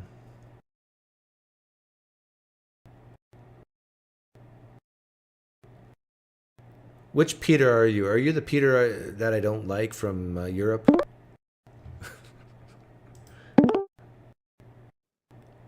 Hey, Kevin. Oh, I can't hear you. I'm not getting you. Oh, I can hear you now. You're good. Loud. All right. I'm doing all right. Yeah. I remember Awesome. you. Yeah, I've been around a few times. Yeah. I like you, I think. I like me a little bit. I get old though, you know. Please disagree with me on something. So I have this hot take that I think that like, you know how you did the whole like Stephen Woodford thing. Mm-hmm. I think that you and Stephen Woodford are actually like way closer on the issues. I agree. And okay. And I think that like the vast majority of people who hold those views are actually more like you and Stephen Woodford. So I feel like a vast majority of the stuff is kind of overblown, if that makes sense. Yeah, I agree. Stephen Woodford from Rationality Rules, I wouldn't even... It's close, but he probably about 49% woke. He's maybe Okay. like, he has that. I still think he's pretty woke because he has a high degree of feel sorry for ism, and he really does care about what other people think about him, especially when it comes. Well, that's debatable, but yeah, I agree with you. There's things he has said. The pushback he's had against Forrest on let's say identity is stupid, like the self-identification is basically stupid. You can't just identify as a tree, right? You can't identify as a rocket ship. So why can you just identify as a man or woman? There has to be some concrete, demonstrable, empirical type thing that you can verify and use it for definitions. Well, I think that, and I don't want to speak for Stephen or anything, but I think that his view would be something along the lines of like gender, like you can kind of call yourself whatever you want, because like at the end of the day, like men don't exist, but what do exist is, you know, human beings that are arranged in such a way that they have XY chromosomes, among other things. You know what I mean? Well, no, it's all about definitions, right? I can say men do exist. Yeah, I mean, what do you actually say? Do you say that men really do exist and women and stuff like that? Like, are you a realist about abstracta? Well, no, I just say by definition, if I define man as a Homo sapien male, and then you got to define male. But if I just stop there, then yeah, I can say men exist. Okay. In other words, I can separate. I can use man as not a social construct. Yeah. So how would you define it then? Adult male. Okay. So if you're doing the adult male thing, what exactly is like an adult male, I guess? Yeah, exactly. This is where the conversation usually leads. Then I would say there has to be, most scientists would say it boils down to which gametes you produce. And then the conversation then goes to stuff like intersex. And then, right. I would say things like, see, the thing is, you can see already that I've had this conversation with other people and in my own mind 1,000 times. So I know exactly where it's going to go. And I would say that even with intersex, you can scientifically have an empirical determinant, either based on the, which gene is it? The G gene, the H gene, whatever, whether it's turned on or off. And you can use different pathways of development, and say even intersex you can determine is it male or female, and and that's that. So the whole thing about what I appreciate about Rationality's rules is that he understands that the whole transgender thing is based on stereotypes and cultural norms of what a man is, what a woman is. And yet this is at odds with things like with feminism, where you break those stereotypes. You can't tell me what a woman is. What women like playing with dolls and wearing pink? Whereas a transgender person says, well, I know I'm a woman because I play with dolls and I like pink. Like, it's almost, I'm being a little crass here, but it's almost like that's stupid. I mean, yeah, certainly people like that exist, but I do imagine that that's like the shocking minority of people who act like that. And I do think that a lot more of them are kind of like the gender abolitionist types that you mentioned, like that you and Steven kind of think is like a fairly good way to think about things. Yeah, I agree. It's about, I would say, Forrest Valkai, whatever his name is. He's definitely that minority, that 15%. And that's who I would call as a woke progressive type. And you can even see it in his language. Like, the reason he is so adamant about, and I'm not strawmanning him, the reason he's so adamant of letting people identify the way they please is because of the nuance and because of the acceptance and it's because of the inclusion of people. He loves people. He wants people to feel good. And when you have a definition that excludes certain people, then they don't feel good anymore. They feel excluded. And excluded is bad. Included is good. Whereas a guy like me says, hey, if I have a definition and it excludes you, grow up. Be stronger. Realize you're special. And don't view it as a bad thing, but a good thing. Yeah, so I guess are you more or less like resigned to the idea that like whatever definition you pick, there'll be some amount of people who fall outside of it and then just kind of like too bad, so sad for you kind of? Is that like more or less where you're at? Well, with my definition of man and woman, yeah, I would say if I believe some scientists on the pathways of intersex, like in the intersex thing, basically has nothing to do with transgender. But even then, I would say it's maybe not 100%, but 99.9% binary. Like it is what it is. And even I think Steven, I don't know if he would be that adamant about it, but I got him on record as saying that, yeah, sex is binary. Yeah.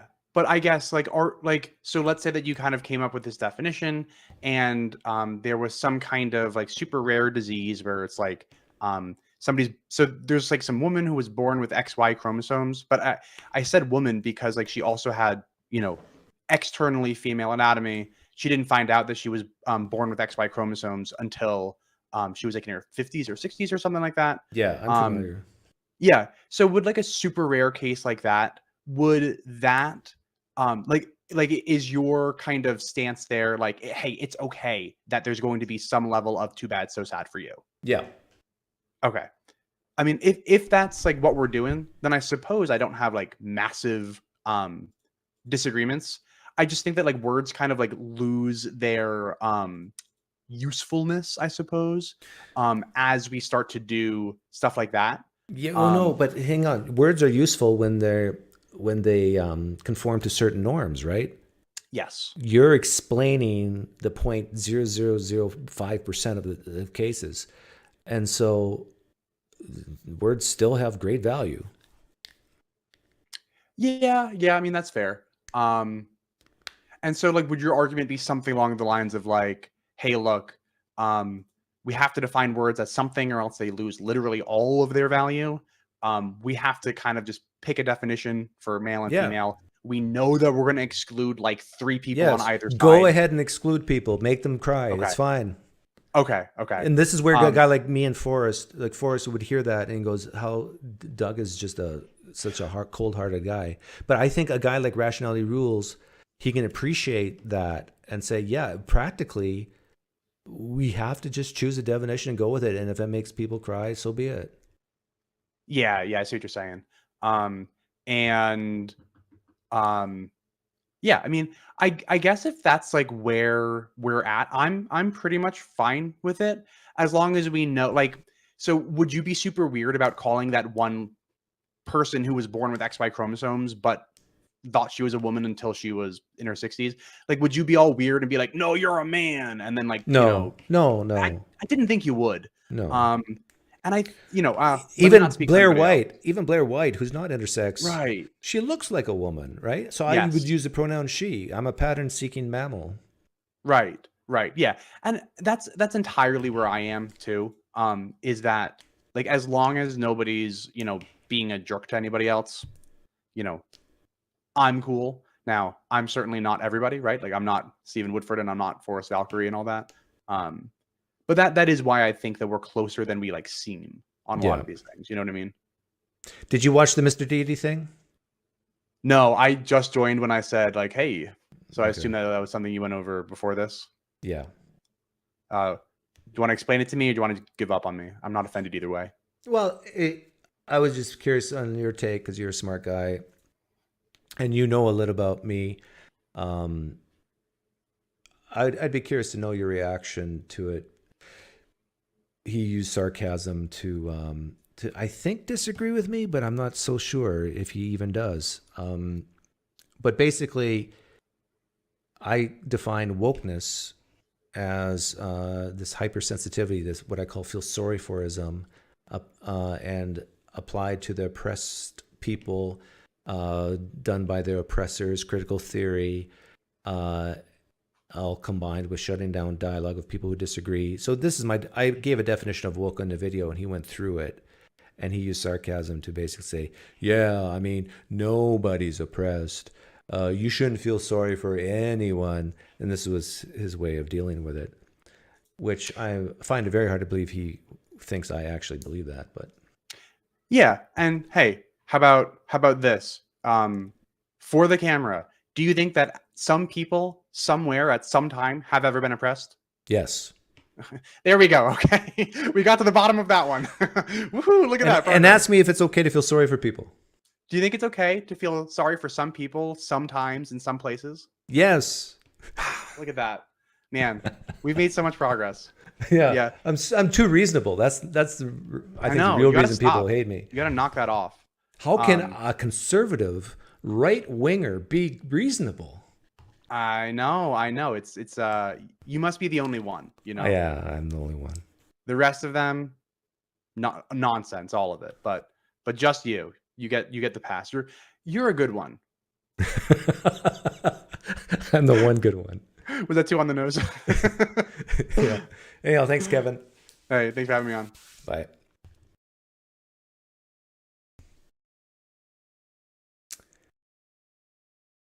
Okay, that was fun. I'll take some more questions as the outro music is playing. Close that.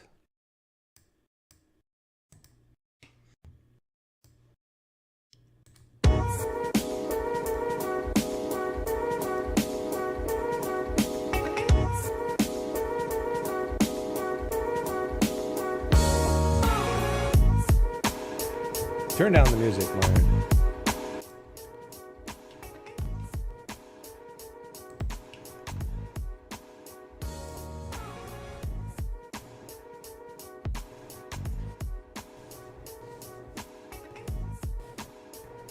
Are you proud to be a cultural Mennonite?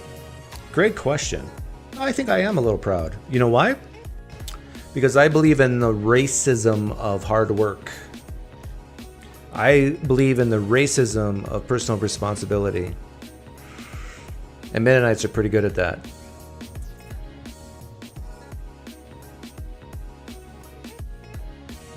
Doug, why do you continue to use such shocking language?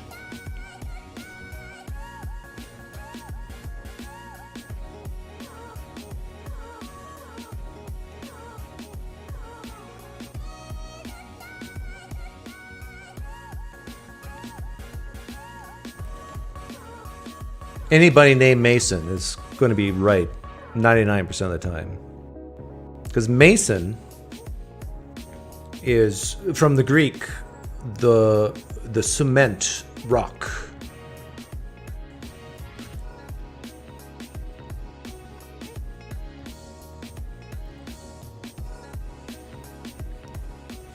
You should debate ChatGPT. No. By the way, all you people scared of AI, relax.